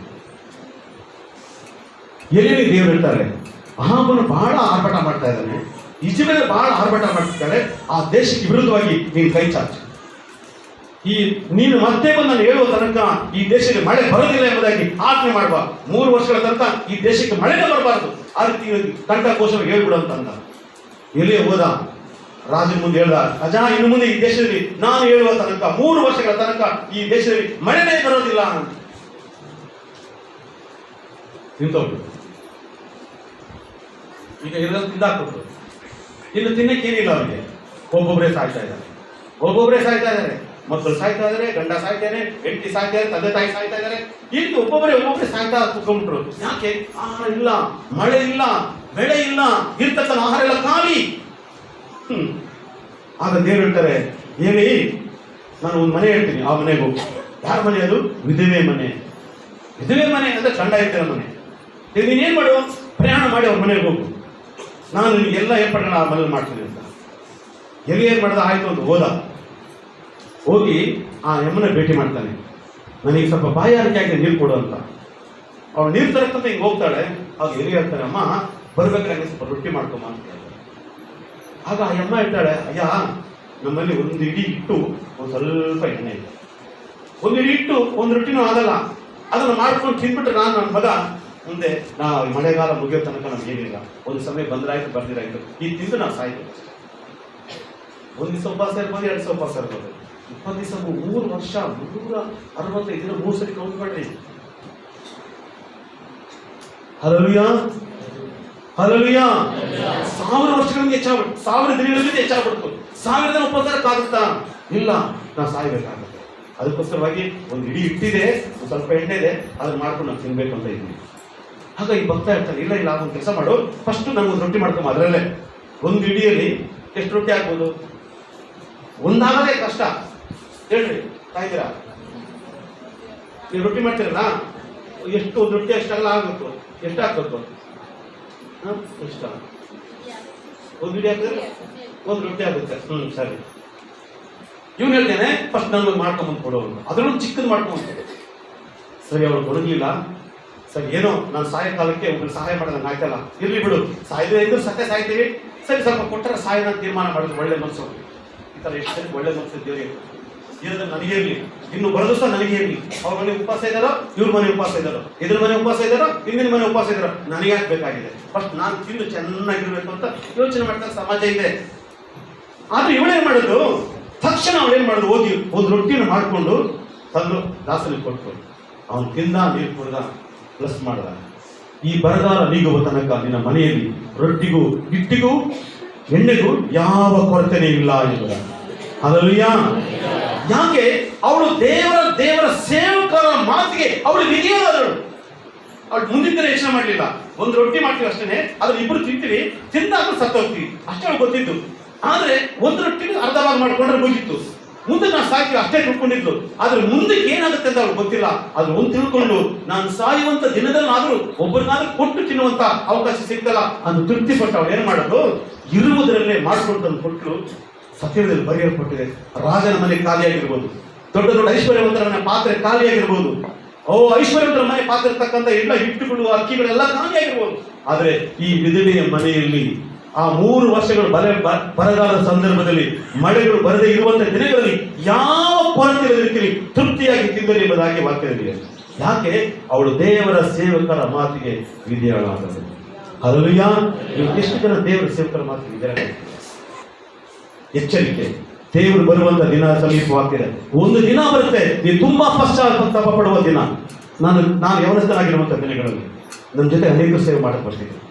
ಯವನಸ್ಥನಾಗಿರುವಾಗ ನಮ್ಗೆ ಯಾರು ಎಂಕರೇಜ್ ಮಾಡ್ತಕ್ಕ ದಿನಗಳಲ್ಲ, ನಮ್ಗೆ ಯಾರು ಎಂಕರೇಜ್ ಮಾಡ್ತಿರ್ಲಿಲ್ಲ. ಆದ್ರೂ ಸಹ ನಾವೆಲ್ಲ ರಜಾ ಕೊಟ್ಟಾಗ ಆಗಾಗ ನಾವು ಅಲ್ಲಿ ಟ್ರಾಕ್ಸ್ ಡಿಸ್ಟ್ರಿಬ್ಯೂಟ್ ಮಾಡ್ತಾ ಇದ್ವಿ, ಉಪವಾಸ ಪ್ರಾರ್ಥನೆ ಮಾಡ್ತಾ ಇದ್ವಿ, 5 ದಿನ 10 ದಿನ ಉಪವಾಸ ಪ್ರಾರ್ಥನೆ ಮಾಡ್ತಾ ಇದ್ವಿ, ದಿನಗಂಟು ನಡ್ಕೊಂಡು ಹೋಗ್ತಿದ್ವಿ. ನಾವು ಉದಾಹರಣೆ ಕೊಡ್ತೀನಿ, ಭದ್ರಾವತಿಯಿಂದ ಈ ಕಡೆ ಬಂದು ಲಕ್ಕೋಡಿ ಕಡೆ ಹೋಗಿ ಚಿಕ್ಕಮಗಳೂರು ತನಕ ನಡ್ಕೊಂಡು ಹೋಗಿದ್ವಿ. ಒಂದು ದಿವಸ ಪ್ರಯಾಣ ಮಾಡ್ಕೊಂಡು ದಾರಿ ಉದ್ದಕ್ಕೂ ಟ್ರಾಕ್ಸ್ಗಳನ್ನ ಕೊಟ್ಕೊಂಡು ಆ ರೀತಿಯೆಲ್ಲ ಸೇವೆ ಮಾಡಿದ್ದಂತ ಆ ದಿನದ ಸೇವೆಯ ಪ್ರತಿಫಲವನ್ನ ಇವತ್ತು ನಾವು ಅನುಭವಿಸ್ತಾ ಇದ್ದೇವೆ. ಹಲ್ಲೆಲೂಯಾ. ಸುಮ್ಮನೆ ಪಾಸ್ಟರ್ ಆರ್ಡಿನೇಷನ್ ಬಂದು ಕೂತ್ಕೊಂಡೆ ಡಾಕ್ಟರ್ ಪಟ್ಟ ಸಿಕ್ಬಿಟ್ಟು ಪ್ರಸಂಗ ಮಾಡ್ತೀನಿ ಅಂತ ಅಲ್ಲ, ಪ್ರಯಾಸಕ್ಕೆ ತಕ್ಕ ಪ್ರತಿಫಲವನ್ನು ಕೊಡುವ ದೇವರು ನಮ್ಮ ದೇವರಾಗಿದ್ದಾನೆ. ಇವತ್ತು 100 ರೂಪಾಯಿ ಕೊಟ್ಟರೆ, 1000 ರೂಪಾಯಿ ಕೊಟ್ಟರೆ ಆರ್ಡಿನೇಷನ್ ಸಿಗುತ್ತೆ, 5000 ರೂಪಾಯಿ ಕೊಟ್ಟರೆ ಡಾಕ್ಟರೇಟು, 5000 ರೂಪಾಯಿ ಕೊಟ್ಟರೆ ಬಿಷಪ್, ಏನ್ ಬೇಕಾದ್ರೆ ಪಟ್ಟ ಸಿಗುತ್ತೆ. ಆದ್ರೆ ನಿನ್ನನ್ನ ದೇವರು ಆಶೀರ್ವದಿಸಬೇಕು. ನೀನು ಸೇವಕ ನಿಮ್ಮದಾಗಿ ಅಭಿಷೇಕ ಮಾಡಬೇಕು, ನೀನು ವಿಶ್ವಾಸ ನಿಮ್ಮದಾಗಿ ದೇವರು ತೀರ್ಮಾನ ಮಾಡಬೇಕು, ಮನುಷ್ಯರಲ್ಲ. ಆದ್ರೆ ಈಗ ಎಷ್ಟರ ಮಟ್ಟಿಗೆ ದೇವರ ವಾಕ್ಯಕ್ಕೆ, ದೇವರ ಸೇವಕರ ಮಾತಿಗೆ ನೀವು ವಿಧೇಯರಾಗಿ ನಡೀತಾ ಇದ್ದೀರಾ? ವಾಕ್ಯದಲ್ಲಿ ಬರೆಯಲ್ಪಟ್ಟಿದೆ, ಪ್ರಕಟಣೆ ಗ್ರಂಥದ ಮೊದಲನೇ ಅಧ್ಯಾಯ ನೋಡ್ತೇವೆ, 7 ನಕ್ಷತ್ರಗಳನ್ನ ಕೈಯಲ್ಲಿ ಹಿಡಿದುಕೊಂಡವನಾಗಿ, ಹಲ್ಲೆಲೂಯಾ, 7 ನಕ್ಷತ್ರವನ್ನ ಕೈಯಲ್ಲಿ ಹಿಡಿದುಕೊಂಡವನಾಗಿ 7 ದೀಪ ಸ್ತಂಭಗಳ ಮಧ್ಯದಲ್ಲಿ ಸಂಚರಿಸುವ ದೇವರಾಗಿರುವ ಕರ್ತನು ಹೇಳುವುದು ಏನೆಂದರೆ ಎಂಬುದಾಗಿ. ಹಲ್ಲೆಲೂಯಾ, 7 ನಕ್ಷತ್ರಗಳನ್ನ ಕೈಯಲ್ಲಿ ಹಿಡಿದುಕೊಂಡು, ಆ ನಕ್ಷತ್ರ ಯಾರು? ದೇವರ ಸೇವಕರು. ನಮ್ಮನ್ನ ದೇವರು ಕೈ ಹಿಡಿದುಕೊಂಡು ನಿಮ್ಮ ಬಳಿಗೆ ಬರ್ತಾ ಇದ್ದಾರೆ. ಏನಂತ? ನಾನು ಆಶೀರ್ವಾದ ಬಾಗಿಲು ತೆರಿತಾ ಇದ್ದೀನಿ, ನೀವು ರೆಡಿಯಾಗಿ. ಆಶೀರ್ವಾದ ಬಾಗಿಲನ್ನು ತೆರಿತಾ ಇದ್ದೀನಿ, ನೀವು ರೆಡಿಯಾಗಿರು. ಆದರೆ ಈ ಆಶೀರ್ವಾದಕ್ಕೆ ಅಡ್ಡಿ ಉಂಟು ಮಾಡ್ತಕ್ಕಂಥ ಎಲ್ಲ ಕಾರ್ಯವನ್ನು ಬಿಡು. ನನ್ನ ನಾಮವನ್ನು ನೀನು ಮಹಿಮೆಪಡಿಸು, ನಾನು ನಿನ್ನ ಆಶೀರ್ವಿಸ್ತೇನೆ. ನಾನು ಆಶೀರ್ವಾದ ಮಾಡಲಿಕ್ಕೆ ಪ್ರಾರಂಭ ಮಾಡಿದ್ರೆ ಈ ಲೋಕದಲ್ಲಿರ್ತಕ್ಕಂಥ ಯಾವ ಶಕ್ತಿಗಳೇ ಅದನ್ನು ಮುಚ್ಚಲಿಕ್ಕೆ ಸಾಧ್ಯವೇ ಇಲ್ಲ, ಅದು ತಡೆ ಮಾಡಲಿಕ್ಕೆ ಸಾಧ್ಯ ಇಲ್ಲ, ಅಡ್ಡಿ ಮಾಡಲಿಕ್ಕೆ ಸಾಧ್ಯವಿಲ್ಲ. ಯಾಕಂದ್ರೆ ನಾನೇ ಮುಚ್ಚುವವನು, ನಾನೇ ತೆರೆಯುವನು. ನನಗಿಂತ ದೊಡ್ಡವನು ಈ ಲೋಕದಲ್ಲಿ, ಪರಲೋಕದಲ್ಲಿ ಯಾರು ಸಹ ಇಲ್ಲ. ಯಾಕಂದ್ರೆ ನಾನೇ ಆದಿಯು ಅಂತ್ಯವಾಗಿದ್ದೇನೆ ಅಂತ ದೇವರು ಹೇಳ್ತಾ ಇದ್ದಾರೆ ಸೇವಕರ ಮೂಲಕವಾಗಿ. ಏನಂತ? ನೀನೇನಾಗಿರ್ಬೇಕು? ದೇವರಿಗೆ ವಿಧಿಯನ್ನಾಗಿ ನಡೆ. 18-19ನೇ ಶತಮಾನದಲ್ಲಿ ಯಾಕೆ ಉಜ್ಜೀವನಗಳಾಯ್ತು ಅಂತಂದ್ರೆ, ಆ ದಿನಗಳ ಸಭೆಗಳು ಏನಾಯ್ತು? ದೇವರ ವಾಕ್ಯಕ್ಕೆ ವಿಧೇಯರಾಗ್ತಾ ಇದ್ರು. ಜನಗಳು ದೇವರ ವಾಕ್ಯವನ್ನು ಕೇಳ್ತಾ ಇದ್ರು, ಮೊಣಕಾಲುಗಳಿಗೆ ಪ್ರಾರ್ಥನೆ ಮಾಡ್ತಾ ಇದ್ರು. ದೇವರೇ ನನ್ನ ದೇಶವನ್ನು ರಕ್ಷಿಸು, ದೇವರೇ ನನ್ನ ಪಟ್ಟಣವನ್ನು ರಕ್ಷಿಸು, ದೇವರೇ ನನ್ನ ಕುಟುಂಬವನ್ನು ರಕ್ಷಿಸು, ದೇವರೇ ನನ್ನನ್ನು ರಕ್ಷಿಸಿ ಎಂಬುದಾಗಿ ಪ್ರತಿ ಒಬ್ಬೊಬ್ಬರ ಬೀದಿಗಳಲ್ಲಿ, ಪಟ್ಟಣಗಳಲ್ಲಿ, ಗ್ರಾಮಗಳಲ್ಲಿ, ಸರ್ಕಲ್ಗಳಲ್ಲಿ ನಿಂತು ಅವರು ಪ್ರಾರ್ಥನೆ ಮಾಡ್ತಾ ಇದ್ರು. ಆ ಪ್ರಾರ್ಥನೆಯ ಪ್ರತಿಫಲವೇ ಪ್ರಪಂಚದ ಅನೇಕ ದೇಶಗಳು ಯೇಸುವೇ ದೇವರು ಎಂಬುದಾಗಿ ಒಪ್ಪಿಕೊಂಡು ಇವತ್ತು ಕ್ರೈಸ್ತ ದೇಶವಾಗಿ ಮಾರ್ಪಟ್ಟಿದೆ. ಆ ದಿನಗಳಲ್ಲಿ ನಡೆದಂತಹ ಉಜ್ಜೀವನಗಳೇ 18 ಮತ್ತು 19ನೇ ಶತಮಾನದಲ್ಲಿ ನಡೆದಂತ ಉಜ್ಜೀವನವೇ. ಯಾಕೆ ಅಂದ್ರೆ ಅಲ್ಲಿ ಪ್ರೀತಿ ಇದ್ದಾಗ. ಅದೇನಿತ್ತಂತೆ? ಪ್ರೀತಿ ಇತ್ತು, ಸ್ನೇಹ ಇತ್ತು, ಐಕ್ಯತೆ ಇತ್ತು, ಪ್ರಾರ್ಥನೆ ಜೀವಿತ ಇತ್ತು. ಇಲ್ಲಿದೆ ಪ್ರೀತಿ. ಏನಕ್ಕಿದೆ? ನಮ್ಮ ಇವರಿದ್ದಾರೆ ಯೂತ್ ಸೆಕ್ರೆಟರಿ, ಅವರು ಇನ್ನೊಬ್ರು ಹಳೆ ಸೆಕ್ರೆಟರಿ ಒಬ್ಬರಿದ್ದಾರೆ. ಇವರಿಬ್ಬರು ಇವತ್ತು ಸಾಯಂಕಾಲ ಇದಕ್ಕೆ ಹೋಗೋಣ ಬರ್ರಿ. ಎಲ್ಲಿಗೆ?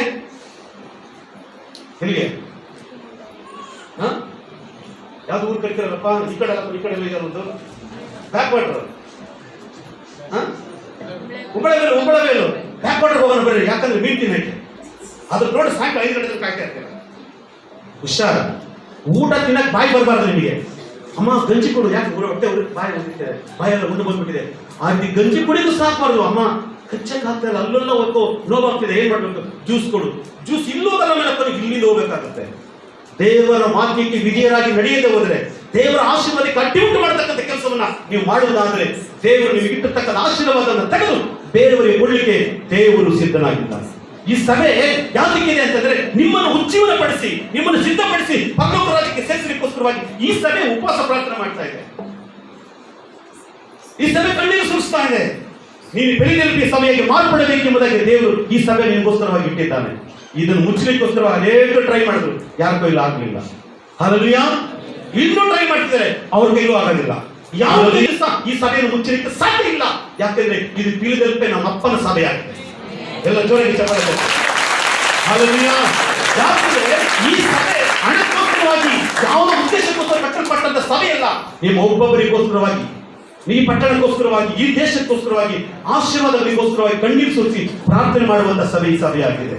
ಹಲ್ಲೆಲೂಯಾ. ಈ ಸಭೆಯ ಮೂಲಕವಾಗಿ ಅನೇಕರು ಉಪವಾಸ ಪ್ರಾರ್ಥನೆ ಮಾಡ್ತಾ ಇದ್ದಾರೆ, ಕಣ್ಣೀರು ಸುರಿಸಿ ಪ್ರಾರ್ಥನೆ ಮಾಡ್ತಿದ್ದಾರೆ. ದೇವರೇ ನಮ್ಮ ದೇಶವನ್ನು ಆಶೀರ್ವದಿಸು, ನಮ್ಮ ರಾಜ್ಯವನ್ನು ಆಶೀರ್ವದಿಸು, ಮುಖ್ಯಮಂತ್ರಿನ ಆಶೀರ್ವದಿಸು, ಪ್ರಧಾನಮಂತ್ರಿನ ಆಶೀರ್ವದಿಸು, ನಾಯಕರನ್ನು ಆಶೀರ್ವದಿಸಿರಿ, ಸರ್ಕಾರದ ಅಧಿಕಾರಿಗಳನ್ನ ಆಶೀರ್ವಾದ ಮಾಡ್ರಿ ದೇವರೇ ಎಂಬುದಾಗಿ ಎಲ್ಲರಿಗೋಸ್ಕರವಾಗಿ ಪ್ರಾರ್ಥನೆ ಮಾಡ್ತಕ್ಕಂಥ ಪ್ರಾರ್ಥನೆಯ ಕೇಂದ್ರ ಇದು. ಇದನ್ನು ಮುಚ್ಚಲಿಕ್ಕೆ ಯಾರಿಂದಲೂ ಸಾಧ್ಯವಿಲ್ಲ. ಹಾಗೆ ಆ ಮುಚ್ಚಲ್ಪಡದೆ ಇರಬೇಕಾದ್ರೆ ಈ ಸಭೆಗಳು ಗೊತ್ತಿರಲ್ಲ. ಯವನಸ್ಥರಿಗಿರಲ್ಲ. ಎಷ್ಟರ ಮಟ್ಟಿಗೆ ದೇವರ ಆಲಯವನ್ನು ಪ್ರಾರ್ಥನೆ ಮಾಡ್ತಾ ಇದ್ದೀರಾ? ಎಷ್ಟರ ಮಟ್ಟಿಗೆ ಪ್ರಾರ್ಥನೆ ಮಾಡ್ತಾ ಇದ್ದೀರಾ? ಯಾಕೆ ಆಶೀರ್ವಾದಗಳಿಲ್ಲ? ದೇವರನ್ನ ಯಾರು ಅದಕ್ಕೆ ಪ್ರೀತಿ ಮಾಡ್ತಾರೆ, ದೇವರ ವಿಷಯದಲ್ಲಿ ಹೆಚ್ಚಿನ ಆಸಕ್ತಿ ಯಾರು ವಹಿಸ್ತಾರೆ, ಅವರ ಮುಪ್ಪಿನ ಕಾಲದಲ್ಲಿ ನನ್ನ ದೇವರು ಉರುವಂತಹ ದೇವರಾಗಿದ್ದಾರೆ.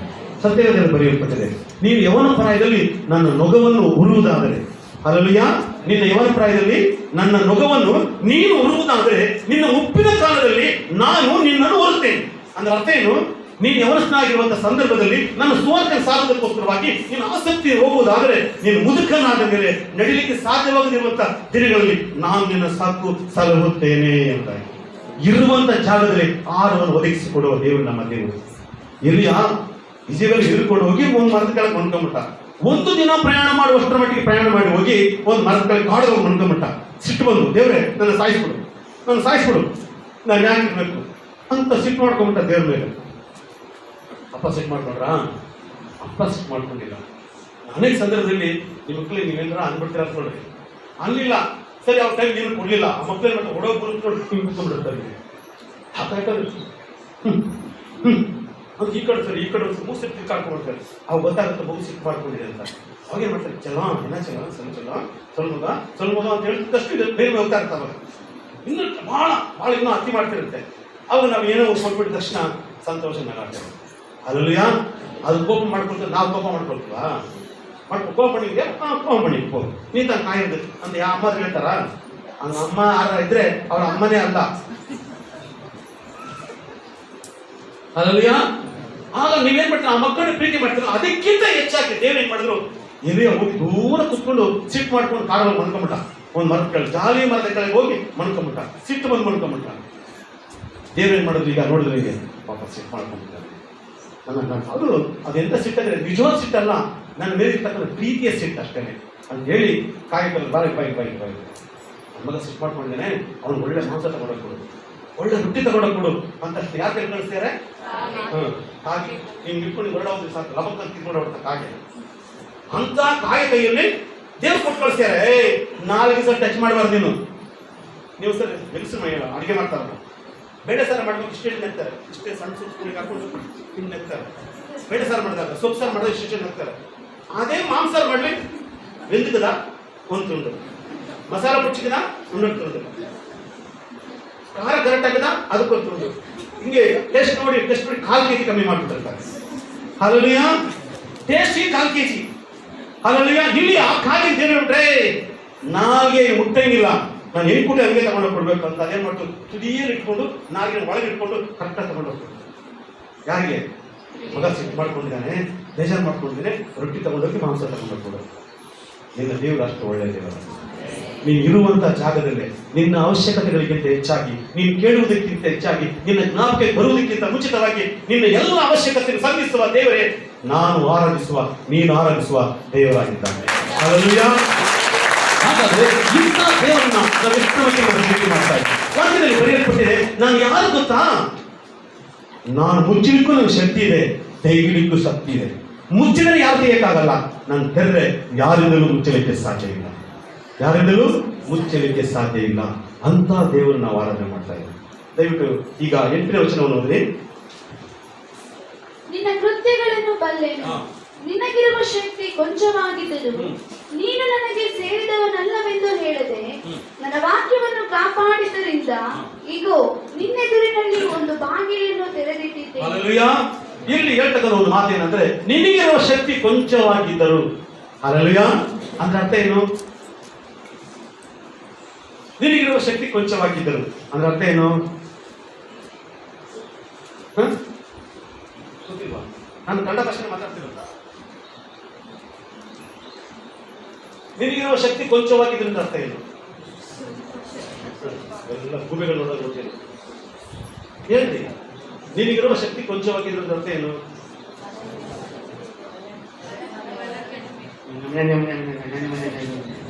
ಅಲ್ಲಿ ಜಗಳ ಆಡ್ಸ್ಬಿಡಿ ನೆಗೆ ಹತ್ರ 5 ಬೀದಿ ಕೇಳಿಸುತ್ತೆ ನಿಮ್ಮ ಮಾತು, ಅಲ್ಲಿ ಬಸ್ ಸ್ಟ್ಯಾಂಡ್ ಕೇಳಿಸುತ್ತೆ ಮಾತು. ಇಲ್ಲಿ ಪಕ್ಕದಲ್ಲಿ ಏನ್ ಹೇಳಿದೆ ಅಂತಂದ್ರೆ ನಿನಗಿರೋ ಶಕ್ತಿ ಅಂತಂದ್ರೆ ನಿನಗೆ ಎತ್ತಕ್ಕೆ 5 kg ಬರ್ತಕ್ಕೆ ಸಾಧ್ಯ ಉಂಟು. 15 kg ಕೊಟ್ಟು ಎತ್ತು ಅಂದ್ರೆ ಆಗಲ್ಲ. ಆದ್ರೆ ವಾಕ್ಯದಲ್ಲಿ ಬರೆಯಲ್ಪಟ್ಟಿದೆ, ನಿನಗಿರ್ತಕ್ಕಂಥ ಶಕ್ತಿ, ನಿನ್ನ ಬಡತನ ಇದೆ, ನಿನ್ನ ಬಡತನ ನಿನಗೆ ಮಾತ್ರ ಊಟಕ್ಕಿದೆ, ಆದ್ರೂ ಸಹ ನೀನು ಏನ್ ಮಾಡ್ತಾ ಇದೀಯಾ, ನಿನ್ನ ಬಡತನದಲ್ಲಿಯೂ ಸಹ ನೀನು ತಿಂತಕ್ಕಂಥ ಆಹಾರ ಸ್ವಲ್ಪನೇ ಆದ್ರೂ ಸಹ ನೀನು ಇನ್ನೊಬ್ಬರಿಗೆ ಕೊಡುವಂತ ವಿಷಯದಲ್ಲಿ ಬಹಳ ಆಸಕ್ತಿ ಉಳ್ಳವನಾಗಿದ್ದೀ ಎಂಬುದಾಗಿ. ಹಲ್ಲೆಲೂಯಾ. ಯಾಕೆ ದೇವರು ಈ ಫಿಲದೆಲ್ಫಿಯ ಪಟ್ಟಣವನ್ನ ಆ ರೀತಿ ಆಶೀರ್ವಾದ ಮಾಡಿದ್ರು ಅಂತಂದ್ರೆ, ಸತ್ಯವೇದದಲ್ಲಿ 7 ಸಭೆಗಳಿದೆ. ಆ 7 ಸಭೆ, ಸ್ವರ್ಣ ಸಭೆ ಮತ್ತು ಫಿಲದೆಲ್ಫಿಯ 2 ಸಭೆಯಲ್ಲಿ ಮಾತ್ರ ದೇವರು ಕೊರತೆಗಳನ್ನ ಹೇಳಲಿಲ್ಲ. ಮತ್ತೆ 5 ಸಭೆಗಳ ಬಗ್ಗೆ ಕೊರತೆಗಳನ್ನು ಹೇಳಿದ್ರು, ಎಚ್ಚರಿಕೆಯನ್ನು ಕೊಟ್ಟರು. ಅದು 2 ಸಭೆಗಳಿಗೆ ಮಾತ್ರ ಎಚ್ಚರಿಕೆಯನ್ನು ಕೊಡಲಿಲ್ಲ, ಖಂಡಿಸಲಿಲ್ಲ, ಹೊಗಳ್ತಾ ಇದ್ದಾರೆ ಸರ್. ಕಾರಣ ಆ ಸಭೆಯಲ್ಲಿ ಯಾವ ಕೊರತೆಗಳು ಕಾಣಲಿಲ್ಲ. ಅದಕ್ಕೆ 18ನೇ ಶತಮಾನದ 19ನೇ ಶತಮಾನದ ಕಾಲವಿದ್ದಂತ ಎಲ್ಲ ಸಭೆಗಳಲ್ಲಿ, ಎಲ್ಲ ದೇಶದಲ್ಲಿ ಉಜ್ಜೀವನವಾಯಿತು. ಕಾರಣ ಅವರು ಬಡವರಾಗಿದ್ದರೂ ಸಹ ಕೊಡುವಂತ ವಿಷಯದಲ್ಲಿ, ಬಡವರಿಗೆ ಕೊಡುವಂತ ವಿಷಯದಲ್ಲಿ, ಪ್ರಾರ್ಥಿಸುವಂತ ವಿಷಯದಲ್ಲಿ. ಅಂದ್ರೆ ಅರ್ಥ ಏನು? ಅಲ್ಪ ಸಮಯ ಇದ್ರೆ ಸಾಕು, ಆ ಸಮಯ ದೇವರ ಹತ್ರ ಬಂದು ಪ್ರಾರ್ಥನೆ ಮಾಡ್ತಕ್ಕಂಥ. ಸ್ವಲ್ಪ ಇದ್ರೆ ಸಾಕು, ಪಕ್ಕದ ಊಟ ಮಾಡಿದ್ರೆ ಇಲ್ವಾ, ಪಕ್ಕದ ಮನೆ ಸ್ವಲ್ಪ ಕೊಟ್ಟು ನಾವು ಈ ರೀತಿಯಾಗಿರ್ತಕ್ಕಂಥ ಪ್ರೀತಿ ತುಂಬಿರ್ತಕ್ಕಂಥ ಸಭೆಗಳು ಆ ದಿನದಲ್ಲಿ ಇದ್ದುದರಿಂದಲೇ ಸಭೆಗಳ ಉಜ್ಜೀವನ ಪ್ರಾರಂಭವಾಯಿತು. ದೇಶವೇ ಬದಲಾವಣೆ ಆಯಿತು ಎಂಬುದಾಗಿ ವಾಕ್ಯದಲ್ಲಿ ಬರೆಯಲ್ಪಟ್ಟಿದೆ. ಇನ್ನೊಂದರ ವಾಕ್ಯದಲ್ಲಿ, ನಿನಗಿರುವ ಶಕ್ತಿ ಕೊಂಚವಾಗಿದ್ರು ನೀನು ನನಗೆ ಸೇರಿದವನಲ್ಲವೆಂದು ಹೇಳದೆ ನನ್ನ ವಾಕ್ಯವನ್ನು ಕಾಪಾಡಿದ್ದರಿಂದ, ನೀನು ನನ್ನ ವಾಕ್ಯವನ್ನು ಕಾಪಾಡಿದ್ದರಿಂದ. ಅಂದ್ರೆ ಅರ್ಥ ಏನು?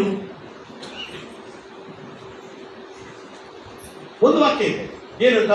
ಕೊಡಿರಿ ಆಗ ನಿಮಗೆ ಕೊಡಲ್ಪಡುವುದು. ನೀವು ಕಾಣಿಕೆ ಹಾಕೊಂತ ಹೇಳ್ತೀರ ನಾನು ನಿಮಗೆ. ಕೊಡಿರಿ ಅಂದ್ರೆ ನಿಮ್ಮ ಮನೆ ಪಕ್ಕದ ಯಾವನಾರ ಇರಲಿ, ನಿಮ್ಮ ಎದುರು ಮನೆ ಯಾರ ಇರಲಿ, ಯಾವ ಜಾತಿನಾರ ಇರಲಿ, ಯಾವ ಭಾಷೆನಾರ ಇರಲಿ, ಅವ್ರ ಹಸಿರು ಇದ್ದಾರ, ನೀನು ಏನ್ ಮಾಡ್ಬೇಕು ನಿಮ್ಗೆ ಗೊತ್ತಿರುತ್ತೆ.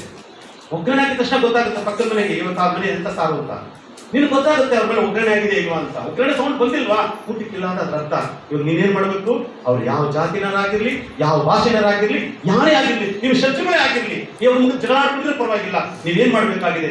ನೀವು ಮಾಡಿಕೊಂಡಿರ್ತಕ್ಕಂಥ ಅಡಿಗೆ ಒಂದು ಭಾಗವನ್ನ ನೀವು ಅವ್ರು ತಗೊಂಡೋಗ್ಕೊಡು. ಅಲ್ಲಲ್ಯಾ, ಅದೇ ಯೇಸು ನಿಲ್ಲಿಸತಕ್ಕಂಥ ಪ್ರೀತಿ. ನಿನಗೆ ಸ್ವಲ್ಪನೇ ಇದೆ, ಆದ್ರೂ ಸಹ ನೀನೇನ್ ಮಾಡ್ತಾ ಇದ್ಯಾ? ಆ ಸ್ವಲ್ಪದಲ್ಲೇ ಹಂಚು ತಿನ್ನತಕ್ಕಂಥ ಸ್ವಭಾವ ನಿನ್ನಲ್ಲಿದೆ. ಅದರಿಂದ ನಾನು ತುಂಬಾ ನಿನ್ಗೆ ಇಷ್ಟಪಡ್ತೇನೆ. ಇದೆ ನಿನಗಿರುವುದು ಸ್ವಲ್ಪನೇ, ಆದ್ರೂ ಸಹ ಹಸಿದವರಿಗೆ ಕೊಡುವಂತ ವಿಷಯದಲ್ಲಿ ನಿನಗಿರ್ತಕ್ಕಂಥ ಆಸಕ್ತಿಗೆಲ್ಲ ನನಗೆ ತುಂಬಾ ಖುಷಿ ಆಯಿತು. ಆದ್ದರಿಂದಲೇ ನಿನ್ನ ಕುಟುಂಬದಲ್ಲಿ ನಾನು ಒಂದು ಬಾಗಿಲು ತೆರೆದಿದ್ದೇನೆ. ಆ ಬಾಗಿಲೇನು? ಆಶೀರ್ವಾದದ ಬಾಗಿಲಾಗಿದೆ. ಈ ಆಶೀರ್ವಾದ ಬಾಗಿಲನ್ನ ಯಾರಿಗೂ ಮುಚ್ಚಲಿಕ್ಕೆ ಸಾಧ್ಯವಿಲ್ಲ. ಎಷ್ಟೇ ಪ್ರಯತ್ನ ಪಡ್ರಿ, ಏನೇ ಹೋರಾಟಗಳನ್ನು ಮಾಡ್ರಿ, ಆದ್ರೆ ಯಾರು ಸಹ ಬಾಗಿಲನ್ನು ಮುಚ್ಚಲಿಕ್ಕೆ ಸಾಧ್ಯವಿಲ್ಲ. ಯಾಕಂದ್ರೆ ಆ ಬಾಗಿಲನ್ನು ತೆರೆದವನು ಯೇಸು ಸ್ವಾಮಿಯಾಗಿದ್ದಾನೆ.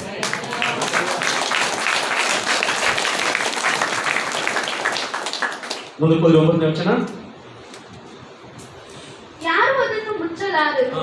ನಾನು ನಿನಗೆ ಅನುಗ್ರಹಿಸುವುದೇನೆಂದರೆ, ತಾವು ಯಹೂದ್ಯರೆಂದು ಸುಳ್ಳಾಗಿ ಕೊಚ್ಚಿಕೊಳ್ಳುವ ಸೈತಾನನ ಸಮಾಜದವರಲ್ಲಿ ಕೆಲವರು ಬಂದು ನಿನ್ನ ಪಾದಗಳ ಮುಂದೆ ಬೀಳುವಂತೆಯೂ ನಿನ್ನನ್ನು ನಾನು ಪ್ರೀತಿಸಿದ್ದನ್ನು ತಿಳುಕೊಳ್ಳುವಂತೆಯೂ ಮಾಡುವೆನು. ಹಲ್ಲೆಲೂಯಾ. ನೋಡಿ ಎಷ್ಟು ಚೆನ್ನಾಗಿ ದೇವರು ವಾಗ್ದಾನ ಮಾಡ್ತಾ ಇದ್ದಾರೆ. ದೇವರೊಂದು ಬಾಗಿಲು ತೆರೀತಾರೆ ಅಂತ ಅರ್ಥ ಏನು? ನಾನು ನಿನ್ನನ್ನು ಆಶೀರ್ವಾದ ಮಾಡಲಿಕ್ಕೆ ಪ್ರಾರಂಭ ಮಾಡಿದ್ದೇನೆ ಎಂಬುದಾಗಿ. ಆದರೆ ನಿನ್ನ ಆಶೀರ್ವಾದವನ್ನು ಕಂಡಂತ ಅನೇಕರು ಏನ್ ಮಾಡ್ತಾರಂತೆ? ನಾನು ನಿನಗೆ ಅನುಗ್ರಹಿಸುವುದೇನೆಂದರೆ, ತಾವು ಯಹೂದ್ಯರೆಂದು ಸುಳ್ಳಾಗಿ ಕೊಚ್ಚಿಕೊಳ್ಳುವ. ಅಂದ್ರೆ ನಾವು ವಿಶ್ವಾಸಿಗಳು, ನಾವು ಆಶೀರ್ವಿಸಲ್ಪಟ್ಟವರು, ನಾವು ಆ ದೀಕ್ಷೆಯನ್ನು ತಗೊಂಡವರು ಎಂಬುದಾಗಿ ಅನೇಕರು ಬರ್ತಾರೆ ನನ್ನ ಹತ್ರ. ಬಂದು ಏನ್ ಮಾಡ್ತಾರೆ? ನೀನು ವಿರುದ್ಧವಾಗಿ ಕ್ರಿಯೆಗಳನ್ನ ಮಾಡ್ತಾರೆ. ಸೈತಾನನ ಸಮಾಜದವರಲ್ಲಿ ಕೆಲವರು ಬಂದು ನಿನ್ನ ಪಾದಗಳ ಮುಂದೆ ಬೀಳುವಂತೆಯೂ. ಆದರೆ ನಾನು ನಿನ್ನ ಆಶೀರ್ವಾದಕ್ಕೆ ಅಡ್ಡಿ ಉಂಟು ಮಾಡತಕ್ಕಂಥ ಯಾರೇ ಆಗಿರ್ಲಿ, ಯೋಧರಾಗಿರ್ಬೋದು, ಅರ್ಥ ಏನು? ವಿಶ್ವಾಸಿಗಳೇ ಆಗಿರ್ಲಿ. ವಿಶ್ವಾಸಿಗಳು ಸಹ ಹೊಟ್ಟೆ ಕಿಚ್ಚು ಬಂದ್ರೆ ದೇವರ ತಗೊಂಡ ಮಾತು. ಅವ್ರು ಯಹೂದ್ಯರೇ ಆಗಿರ್ಲಿ, ಅನ್ಯ ಜನರೇ ಆಗಿರ್ಲಿ, ನಿನಗೆ ವಿರುದ್ಧವಾಗಿ ನಿಲ್ಲಕ್ಕೆ ಬಂದ್ರೆ ನಾನು ಏನ್ ಮಾಡ್ತೀನಿ ಗೊತ್ತಾ? ಅವರನ್ನ ನಿನ್ನ ಪಾದದ ಕೆಳಗೆ ಹಾಕ್ಬಿಡ್ತೇನೆ. ಹಲ್ಲೆಲೂಯಾ. ಏನಾಗ್ತೀನಿ? ನಿನ್ನ ಪಾದದ ಕೆಳಗೆ ಹಾಕ್ಬಿಡ್ತೀನಿ. ಅಷ್ಟು ಮಾತ್ರ ಅಲ್ಲ, ಅವ್ರು ಗೊತ್ತಾಗಬೇಕು. ಏನಂತ ಗೊತ್ತಾಗಬೇಕು? ನಿನ್ನನ್ನು ನಾನು ಪ್ರೀತಿಸಿದ್ದನು. ದೇವರಾಗಿರ್ತಕ್ಕಂಥ ಯೇಸು ಸ್ವಾಮಿ ನಮ್ಮನ್ನು ಪ್ರೀತಿ ಮಾಡ್ತಾರಂತ ಅವ್ರು ಗೊತ್ತಾಗ್ಬೇಕು. ಅಯ್ಯೋ ಅವ್ರ ತಟ್ಟೆಗೆ ಹೋಗ್ಬಿಡ್ರಿ, ಯಾಕೆ ಗೊತ್ತಾ? ಅಯ್ಯೋ ದೇವರೇ ಅವ್ರ ಪರವಾಗಿಲ್ಲ. Hallelujah, hallelujah. ದೇವರ ಆಶೀರ್ವಾದವನ್ನು ಕದಿಲಿಕ್ಕೆ ಯಾರಿಂದಲೂ ಸಾಧ್ಯವಿಲ್ಲ. ನಿನ್ನ ಆಶೀರ್ವಾದಕ್ಕೆ ಅಡ್ಡಿ ಉಂಟು ಮಾಡಲಿಕ್ಕೆ ಯಾರಿಂದಲೂ ಸಾಧ್ಯವಿಲ್ಲ. ನಿನ್ನ ಮೇಲೆ ಯುದ್ಧ ಮಾಡಿ ಗೆಲ್ಲಲಿಕ್ಕೆ ಯಾರಿಂದಲೂ ಸಾಧ್ಯವಿಲ್ಲ. ನಿನ್ನ ಆಶೀರ್ವಾದ ಮಾಡಬೇಕೆಂಬುದಾಗಿ ದೇವರು ತೀರ್ಮಾನ ಮಾಡಿದ್ರೆ ಆ ತೀರ್ಮಾನಕ್ಕೆ ಅಡ್ಡಿ ಬರಲಿಕ್ಕೆ ಶಕ್ತಿ ಈ ಲೋಕದಲ್ಲಿ ಯಾರಿಂದಲೂ ಸಾಧ್ಯವಿಲ್ಲ. ಯಾಕೆಂದ್ರೆ ಈ ವಾಕ್ಯದಲ್ಲಿ ಬರೆಯಲ್ಪಟ್ಟಿದೆ, ನಿನ್ನನ್ನ ಯಾರಾದ್ರೂ ತೊಂದರೆ ಕೊಡಬೇಕು ಅಂತ ಇಷ್ಟಪಟ್ಟರೆ, ನಿನ್ನ ಆಶೀರ್ವಾದವನ್ನು ಅಡ್ಡಿ ಮಾಡಬೇಕೆಂಬುದಾಗಿ ಯಾರಾದ್ರೂ ತೀರ್ಮಾನ ಮಾಡಿದ್ರೆ, ನಾನು ನಿನಗೆ ಹೇಳ್ತಾ ಇದ್ದೀನಿ, ಅವ್ರಿಗೆ ಅರ್ಥ ಆಗ್ಬೇಕು, ಅವ್ರಿಗೆ ಏನ್ ಮಾಡಕ್ ಸಾಧ್ಯವಿಲ್ಲ. ಯಾಕೆಂದ್ರೆ ದೇವರು ಅವ್ರ ಸಂಗಡ ಇದ್ದಾರೆ. ದೇವರು ಅವರನ್ನ ಪ್ರೀತಿ ಮಾಡ್ತಾ ಇದ್ದಾರೆ. ಹೀಗಿರುವಾಗ ನಾವು ಅವರ ಮೇಲೆ ಯುದ್ಧ ಮಾಡಿ ಗೆಲ್ಲಲಿಕ್ಕೆ ಸಾಧ್ಯವಿಲ್ಲ ಎಂಬತಕ್ಕಂಥ ಒಂದು ಭಯವನ್ನು ನಾನು ಅವರು ಹುಟ್ಟಿಸ್ತೀನಿ ಎಂಬುದಾಗಿ ಹೇಳಿದ್ದಾರೆ. ಮೋಶೆ ದೇವರು ಹೇಳಿದ್ರು, ಮೋಶೆ ಯುದ್ಧ ನಿನ್ನದಲ್ಲ, ಯುದ್ಧವು ಯೆಹೋವನದು. ನಾವೇನ್ ಮಾಡಬೇಕು? ನೀವು ಸುಮ್ಮನೆ ನಿಂತ್ಕೊಂಡು ಪ್ರಾರ್ಥನೆ ಮಾಡಿ. ನಾವು ಪ್ರಾರ್ಥನೆ ಮಾಡಿದ ಅವ್ನು ಎಲ್ಲಿ ತನಕ ಪ್ರಾರ್ಥನೆ ಮಾಡ್ತಾರೆ ಕೈ ಎತ್ಕೊಂಡು ಅಲ್ಲಿ ತನಕ ಜಯ. ಯುದ್ಧ ಮಾಡ್ತಿರೋದು ದೇವರು. ಹಲ್ಲೆಲೂಯಾ. ದೇವರ ಆಶೀರ್ವಾದ ಬಾಗಿಲನ್ನು ತೆರೆದಿದ್ದಾನೆ. ಈ ಆಶೀರ್ವಾದ ಬಾಗಿಲನ್ನ ಮುಚ್ಚಲಿಕ್ಕೋಸ್ಕರವಾಗಿ ಲೋಕದಲ್ಲಿ ಯಾರೇ ಆಗಲಿ ಪ್ರಯಾಸ ಪಟ್ಟರೆ ಅವರ ಪ್ರತಿಫಲವನ್ನು ಹೊಂದಲಿಕ್ಕೆ ಸಾಧ್ಯನೇ ಇಲ್ಲ. ಆ ಆಶೀರ್ವಾದ ಬರೆಯಬೇಕಾದ್ರೆ ನೀನೇನಾಗಿರ್ಬೇಕು? ಆ ಆಶೀರ್ವಾದಕ್ಕೆ ನೀನು ಯೋಗ್ಯನಾಗಿರ್ಬೇಕು. ನೀನು ಯೋಗ್ಯನಾಗಿರ್ಬೇಕು. ಎಷ್ಟು ಮಟ್ಟಿಗೆ ಯೋಗ್ಯನಾಗಿರ್ಬೇಕು? ದೇವರು ಮೆಚ್ಚುವ ರೀತಿಯಲ್ಲಿ. ಮತ್ತೆ ಇಲ್ಲಿ ಬರೆಯಲ್ಪಟ್ಟಿದೆ, ಅವರು ನಿನ್ನ ಪಾದಗಳ ಮುಂದೆ ಬೀಳುವಂತೆಯೂ ನಿನ್ನನ್ನು ನಾನು ಎಷ್ಟು ಪ್ರೀತಿಸುತ್ತೇನೆ ಎಂಬುದನ್ನು ನಾವು ತಿಳ್ಕೊಳ್ಬೇಕು. ಹಲ್ಲೆಲೂಯಾ.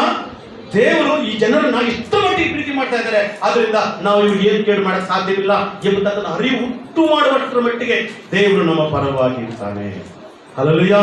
ಯಾಕೆ ಅಂದ್ರೆ ದೇವರು ಆಶೀರ್ವಾದದ ಬಾಗಿಲು ತೆರೆದಿದ್ದಾನೆ. ಈ ಆಶೀರ್ವಾದದ ಬಾಗಿಲು ತೆರೆಯಲಿಕ್ಕೆ ಕಾರಣಗಳು ಏನು ಎಂಬುದಾಗಿ ನೋಡುವಾಗ ಆ ಸಭೆಯವರ ಪ್ರೀತಿ ಅಷ್ಟಿತ್ತು. ಎಂತ ಪ್ರೀತಿ ಇತ್ತು?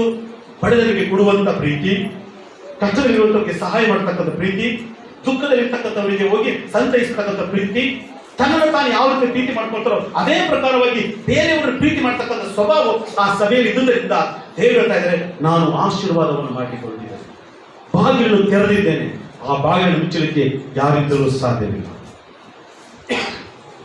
ಅಷ್ಟು ಮಾತ್ರನ ಜನ ಗೊತ್ತಾಗ್ಬೇಕು, ದೇವರು ಅವರ ಕುಟುಂಬವನ್ನು ಆಶೀರ್ವಾದ ಮಾಡ್ತಾ ಇದ್ದಾರೆ. ಅವ್ರು ಕಷ್ಟಪಟ್ಟು ಅದಕ್ಕೆ ಸಿಕ್ತು ಅಂತ ಅಲ್ಲ. ಕೆಲವು ಕಡೆ ನಾವು ಹೋಗಿದ್ವಿ, ನಮ್ಮ ಸಭೆಗೆ ಇವತ್ತು ಬಂದಿಲ್ಲ, ಅವರು ಬೆಂಗಳೂರು ಹೋಗಿದ್ದಾರೆ. ರೇಖಾ ಅವರು 14 ಎಕರೆ ಅಡಿಕೆ ತೋಟ ಇತ್ತು. ಸಾಕಷ್ಟು ಕಷ್ಟ ಬಂದ್ಬಿಡ್ತವ್ರಿಗೆ, ಊಟಕ್ಕೂ ಸಹ ಕಷ್ಟ ಬಂದ್ಬಿಡ್ತವ್ರಿಗೆ. ಗಿಡ ಎಲ್ಲ ರೋಗ ಎಲ್ಲ ಮಂದ್ಕೊಂಡ್ಬಿಟ್ಟಿದೆ. ಒಂದು 4 ಎಕರೆ ಒಣಗೋಗ್ತಿತ್ತು. Sony ಬರೀದಲ್ಲ, Sony ಇದಾರಾ? ಹಾ, ಹೊರಡೋಗಿದ್ದಾರೆ. ಸೋನಿ ಓದ್ಬಿಟ್ಟು ಕರ್ಕೊಂಡೋಗಿದ್ವಿ, ಟ್ರೈನ್ ಮಾಡಿ ಕರ್ಕೊಂಡೋಗಿದ್ರು. ಅವೆಲ್ಲ ತೋರಿಸಿದ್ರು. ನೋಡಿ, ಈ 4 ಎಕರೆ ಕಂಪ್ಲೀಟ್ ಒಣಗೋಗಿ ಎಲ್ಲ ಬತ್ತೋಗ್ಬಿಟ್ಟಿತ್ತು. ಎಲ್ಲ ಬಗ್ಬಿಟ್ಟಿತ್ತು, ಎಲ್ಲ ನಮ್ಮೆಲ್ಲ ಕಡೆಗೆ ಬಚ್ಕೊಂಡಿತ್ತು. ಬೆಳೆನೇ ಬಿಡಲಿಲ್ಲ. ಯಾಕೆ? ನಮಗೆ ಊಟ ಇಲ್ಲ, ಈ ಗಡಿಗೆ ಗೊಬ್ಬರ ಹಾಕ್ಲಿಕ್ಕೆ ನಮ್ಮ ಹಣ ಆಗಲಿಲ್ಲ. ನಾವು ಯೇಸುವನ್ನು ಸ್ವೀಕರಿಸ್ಕೊಂಡ್ವಿ, ಆಲಯಕ್ಕೆ ಬಂದು ಪ್ರಾರ್ಥನೆ ಮಾಡ್ಲಿಕ್ಕೆ ಪ್ರಾರಂಭ ಮಾಡಿದ್ವಿ. ದೇವರ ಸೇವಕರು ಏನೆಲ್ಲ ಹೇಳಿದ್ರು ಅದನ್ನು ಕರೆಕ್ಟ್ ಆಗಿ ತಪ್ಪದೆ ಮಾಡ್ತಾ ಇದ್ವಿ. ಉಪವಾಸದ ಪ್ರಾರ್ಥನೆ, ಬೆಳಗಿನ ಜಾವ 4 ಗಂಟೆಗೆ ಪ್ರಾರ್ಥನೆ, ಸಾಯಂಕಾಲದ ಪ್ರಾರ್ಥನೆ, ಉಪವಾಸದ ಪ್ರಾರ್ಥನೆ, ಆಲಯದ ಪ್ರಾರ್ಥನೆ, ಒಂದಕ್ಕೂ ಸಹ ತಪ್ಪಿಸ್ಕೊಂಡೇ ಆಲಯಕ್ಕೆ ಬರಲಿಕ್ಕೆ ಪ್ರಾರಂಭ ಮಾಡಿದ್ವಿ. ಇವತ್ತು ದೇವರು ನಮ್ಮನ್ನ ಅಷ್ಟು ಕೋಟಿ ಸಾಲ ಇರ್ತಕ್ಕಂಥ ನಮ್ಮನ್ನ ಎಲ್ಲವನ್ನು ತಿಳಿಸಿ ಇವತ್ತು ಇನ್ನೊಬ್ಬರಿಗೆ ಕೊಡುವಷ್ಟರ ಮಟ್ಟಿಗೆ ದೇವರು ಇಟ್ಟಿದ್ದಾರೆ. ಕಾರಣ ಎಂದರೆ ಬಾಗಿಲು ಮುಚ್ಚಲ್ಪಟ್ಟಿತ್ತು, ನಾನು ಯೇಸು ಸ್ವಾಮಿ ಬಾಗಿಲು ತೆರೆದಿದ್ದಾರೆ. ಇವತ್ತು ನೋಡಿ, ನನ್ನ ತೋಟ 14 ಎಕರೆ ತೋಟ ಇವತ್ತು ಹೆಚ್ಚು ಫಲ ಕೊಡುವ ರೀತಿಯಲ್ಲಿ ದೇವರು ಆಶೀರ್ವಾದ ಮಾಡಿದ್ದಾನೆ. ಪ್ರತಿ 3 ತಿಂಗಳಿಗೋಸ್ಕರ 4 ತಿಂಗಳಿಗೋಸ್ಕರ ನಾವು ಅಡಿಕೆಯನ್ನು ಕೊಯ್ತಾ ಇರ್ತೀವಿ. ದೇವರು ಆಶೀರ್ವಾದ ಮಾಡಿದ್ದಾನೆ. ಹಲ್ಲೆಲೂಯಾ. ಇದೇ ಬಾಗಿಲು ತೆರೆಯೋದು. ಯಾಕೆ? ನಾವು ದೇವರ ಆಜ್ಞೆಗಳನ್ನು ಕೈಗೊಂಡು ನಡೆಯುವಾಗ ನನ್ನ ದೇವರು ಎಲ್ಲಾ ವಿಧದಲ್ಲಿ ಸಹ ದೇವರ ಆಶೀರ್ವಾದ ಮಾಡಲಿಕ್ಕೆ ಶಕ್ತನಾಗಿದ್ದಾನೆ. ನಾವು ಯಾವಾಗ ಪ್ರಾರ್ಥನೆ ಮಾಡೋದನ್ನು ಬಿಡ್ತೀವಿ, ನಾಳೆ ಹೋದಾಯ್ತು, ಮುಂದಿನ ವಾರ ಹೋದ್ರಾಯ್ತು, ಆಮೇಲೆ ಹೋದ್ರಾಯ್ತು, ಇವತ್ತು ಹೋಗಿದ್ರು ಆಯ್ತು ಅಂತ ಹೇಳಿ ನಿಮ್ಮ ಕೆಲಸಗಳಿಗೆ ಹೆಚ್ಚಿನ ಜವಾಬ್ದಾರಿ ಕೊಡುವಾಗ ವಾಕ್ಯದಲ್ಲಿ ಬರೆಯಲ್ಪಟ್ಟಿದೆ, ಬಾಗಿಲು ಮುಚ್ಚುತ್ತೇನೆ. ನೀವು ಎಷ್ಟೇ ಪ್ರಯಾಸ ಪಟ್ಟರು ಬಾಗಿಲು ತೆಗೆಯಕ್ಕಾಗೋದಿಲ್ಲ. ಯಾರೇ ಒಂದು ತೆಗಿಬೇಕು ಅಂದ್ರೆ ಪ್ರಯಾಸ ಪಟ್ಟರು ಸಹ ತೆಗೆಯಕ್ಕಾಗೋದೇ ಇಲ್ಲ. ಯಾಕಂದ್ರೆ ನಾನು ಆ ಬಾಗಿಲನ್ನು ಮುಚ್ಚಿದ್ದೇನೆ ಅಂತ ಹೇಳಿದ್ದಾರೆ. ಹಲ್ಲೆಲೂಯಾ. ಮುಂದಕ್ಕೆ ಹೋದ್ರಿ, 10ನೇ ವಚನ ಹೋದ್ರಿ. ನೀನು ನನ್ನ ಸಹನ ವಾಕ್ಯವನ್ನು ಕಾಪಾಡಿದ್ದರಿಂದ ಭೂನಿವಾಸಿಗಳನ್ನು ಪರೀಕ್ಷಿಸುವುದಕ್ಕಾಗಿ ಲೋಕದ ಮೇಲೆಲ್ಲ ಬರುವುದಕ್ಕಿರುವ ಶೋಧನೆಯ ಸಮಯದಲ್ಲಿ ನಿನ್ನನ್ನು ತಪ್ಪಿಸಿ ಕಾಪಾಡುವೆನು. ಹಲ್ಲೆಲೂಯಾ. ಏನಂತ ಬರೆಯಲ್ಪಟ್ಟಿದೆ? ಓದ್ರಿ. ನೀನು ನನ್ನ ಸಹನ ವಾಕ್ಯವನ್ನು ಕಾಪಾಡಿದ್ದರಿಂದ. ಅದು ಮುಖ್ಯ. ನೀನು ದೇವರ ವಾಕ್ಯವನ್ನ ಕಾಪಾಡಿಕೊಂಡಿದ್ದರಿಂದ ಅಂದ್ರೆ ಅರ್ಥ ಏನು? ನೀನು ಕೇಳಿದಂತ ವಾಕ್ಯವನ್ನ, ಓದಿದಂತ ವಾಕ್ಯವನ್ನ ಅದರ ಪ್ರಕಾರವಾಗಿ ನಡೆಯುವಂತ ಸಂದರ್ಭದಲ್ಲಿ ನಾನು ನಿನ್ನನ್ನು ಆಶೀರ್ವದಿಸುತ್ತೇನೆ. ಪ್ರಕಟಣೆ ಗ್ರಂಥದಲ್ಲಿ ಬರೆಯಲ್ಪಟ್ಟಿದೆ 1ನೇ ಅಧ್ಯಾಯ 3ನೇ ವಚನದಲ್ಲಿ, ದೇವರ ವಾಕ್ಯವನ್ನು ಓದುವಂತವನು, ಆ ವಾಕ್ಯವನ್ನು ಕೇಳತಕ್ಕಂಥವನು, ಓದಿದಂತ ವಾಕ್ಯವನ್ನು ಕೇಳಿದಂತ ವಾಕ್ಯದ ಪ್ರಕಾರವಾಗಿ ನಡೆಯುವಂತ ಮನುಷ್ಯನು ಭಾಗ್ಯವಂತನೆಂಬುದಾಗಿ ಬರೆಯಲ್ಪಟ್ಟಿದೆ. ಇವತ್ತು ಅನೇಕರು ಕೇಳ್ತೀರಾ, ಆಲಯದಲ್ಲಿ ಕೇಳ್ತೀರಾ, ಕೇಳಿದ ಚಪ್ಪಲ ಹೊಡಿತೀರಾ, ಖುಷಿ ಕೇಳ್ತೀರಾ, ಓದ್ತೀರಾ, ಆದರೆ ನಡೀತಕ್ಕಂಥ ಸ್ವಭಾವ ಅನೇಕರಿಗೆ ಇಲ್ಲ, ಆಶೀರ್ವಾದ ಇಲ್ಲ. ಸತ್ಯವೇದದಲ್ಲಿ ಬರೆಯಲ್ಪಟ್ಟಿದೆ, ನೀವು ನನ್ನ ಸಹನ ವಾಕ್ಯವನ್ನ ನೀನು ಕಾಪಾಡಿಕೊಂಡಿದ್ದರಿಂದ ಆಶೀರ್ವಾದ ಎಲ್ಲಿ ಪ್ರಾರಂಭ ಆಗುತ್ತೆ ಅಂತಂದ್ರೆ ನೀನು ದೇವರ ವಾಕ್ಯವನ್ನು ಕಾಪಾಡಿಕೊಳ್ಳಬೇಕಾಗಿದೆ. ಅದರ ಪ್ರಕಾರವಾಗಿ ನೀನು ನಡೆಯಬೇಕಾಗಿದೆ. ಅದರ ಪ್ರಕಾರವಾಗಿ ನಡೆಯುವಾಗ ಮಾತ್ರ ವಾಕ್ಯದಲ್ಲಿ ಬರೆಯಲ್ಪಟ್ಟಿದೆ, ನಾನು ಬಾಗಿಲನ್ನು ತೆರೀತಾ ಇದ್ದೇನೆ. ಎಂತ ಬಾಗಿಲು? ಆಶೀರ್ವಾದದ ಬಾಗಿಲನ್ನು ತೆರೀತಾ ಇದ್ದೇನೆ.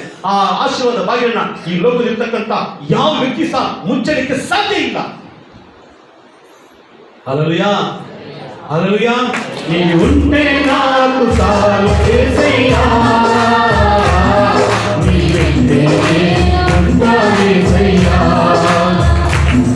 నీ మాట చాలయ్యా, నీ చూపు చాలయ్యా, నీ తోడు చాలయ్యా, నీ నీడ చాలయ్యా, నీ మాట చాలయ్యా, నీ చూపు చాలయ్యా, నీ తోడు చాలయ్యా, నీ నీడ చాలయ్యా, నీ ఉంటే నాకు చాలు యేసయ్యా, నీ ఉంటే ఉంటానే యేసయ్యా.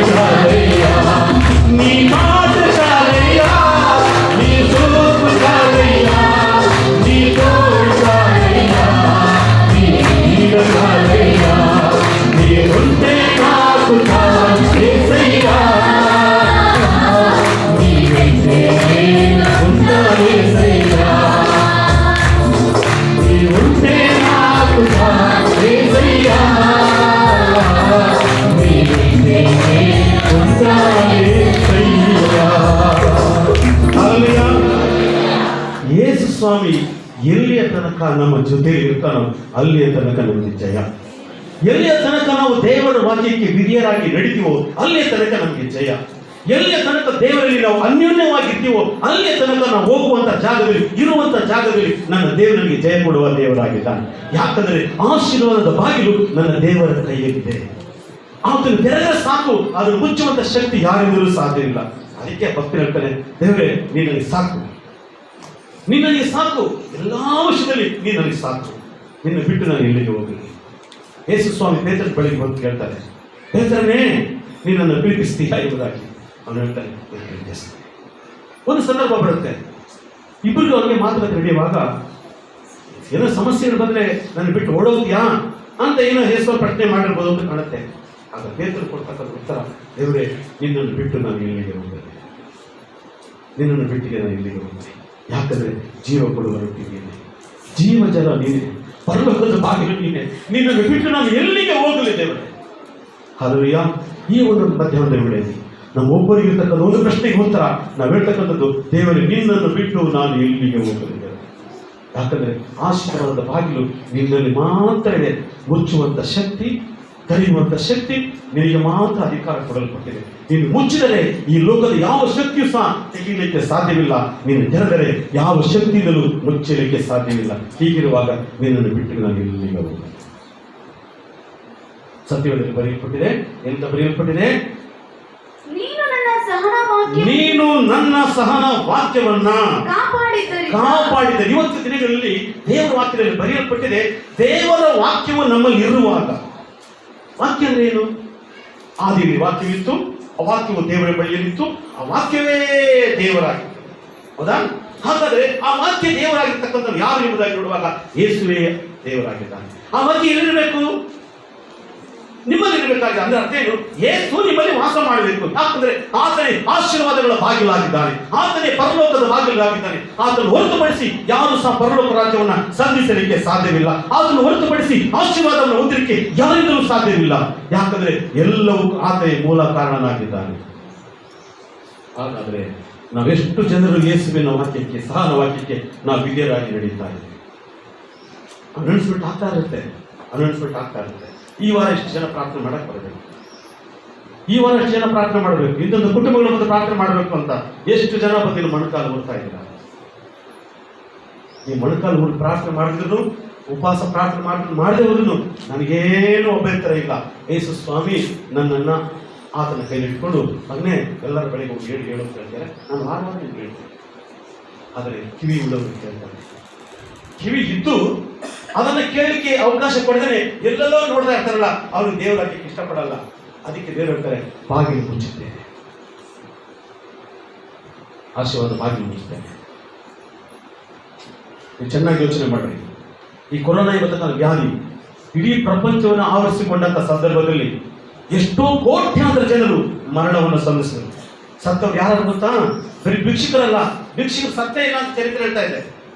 ನೀವು ಕೊಟ್ಟಂತ ಹಳೆ ಅನ್ನ, ನೀವು ಕೊಟ್ಟಂತ ಅರ್ಕಲ್ ಬಟ್ಟೆ, ನೀವು ಕೊಟ್ಟಂತ 3 ದಿವಸದ ಅನ್ನ, 3 ದಿವಸ ಸಾರು ನೀವು ಕೊಟ್ಟಿರ್ತೀರಲ್ಲ, 20 ಮನೆದು 20 ಮನೆ ಸಾರನ್ನ ಹಳೆಯನ್ನ ಅವನು ತಿನ್ನು ಸಹ ಆರೋಗ್ಯವಾಗಿದ್ದಾನೆ. ಅರ್ಕಲ್ ಬಟ್ಟೆ ಹಾಕೊಂಡ್ರು ರೋಡ್ ಮನ್ಕೊಂಡು, ನೀವು ಸೊಳ್ಳೆ ಬರ್ದಂತ ಸೊಳ್ಳೆ ಬತ್ತಿ, ಸೆಕೆ ಆಗ್ಬಾರ್ದಂತ ಫ್ಯಾನು, ಕೆಳಗೆ ಮನ್ಕೊಂಡು ಹುಚ್ಚುತ್ತೆ ನೋಡು ಮಂಚ, ಅದ್ರ ಮೇಲೆ ಒಂದು ಹಾಸಿಗೆ, ಅದ್ರ ಮೇಲೆ ಒಂದು ಕಂಪ್ಲೀಟ್ ಇಷ್ಟೆಲ್ಲ ಹಾಕೊಂಡು ಮಕ್ಕಳು ತುಂಬಾ ಮಾಸ್ಕ್ ಬೇರೆ ಹಾಕೊಂಡು ಹೋದ್ರು ಸಹ ಹಲ್ಲೆಲೂಯಾ. ಆದ್ರೂ ಜೀವಂತವಾಗಿ ಬದುಕಿದ್ರ ನೀವು, ಆದ್ರೂ ಸಹ ಜೀವಂತವಾಗಿ ಬದುಕಿದ್ರ. ಅನೇಕರು ಸತ್ತಿದ್ದಾರೆ, ಕೋಟ್ಯಾಂತರ ಜನರು ಐಶ್ವರ್ಯವಂತರೆಲ್ಲ ಸತ್ತಿದ್ದಾರೆ. ಇವತ್ತು ನೀವು ಬದುಕಿದ್ರೆ ಅಂದ್ರೆ ಅದು ದೇವರ ಕೃಪೆಯಾಗಿದೆ.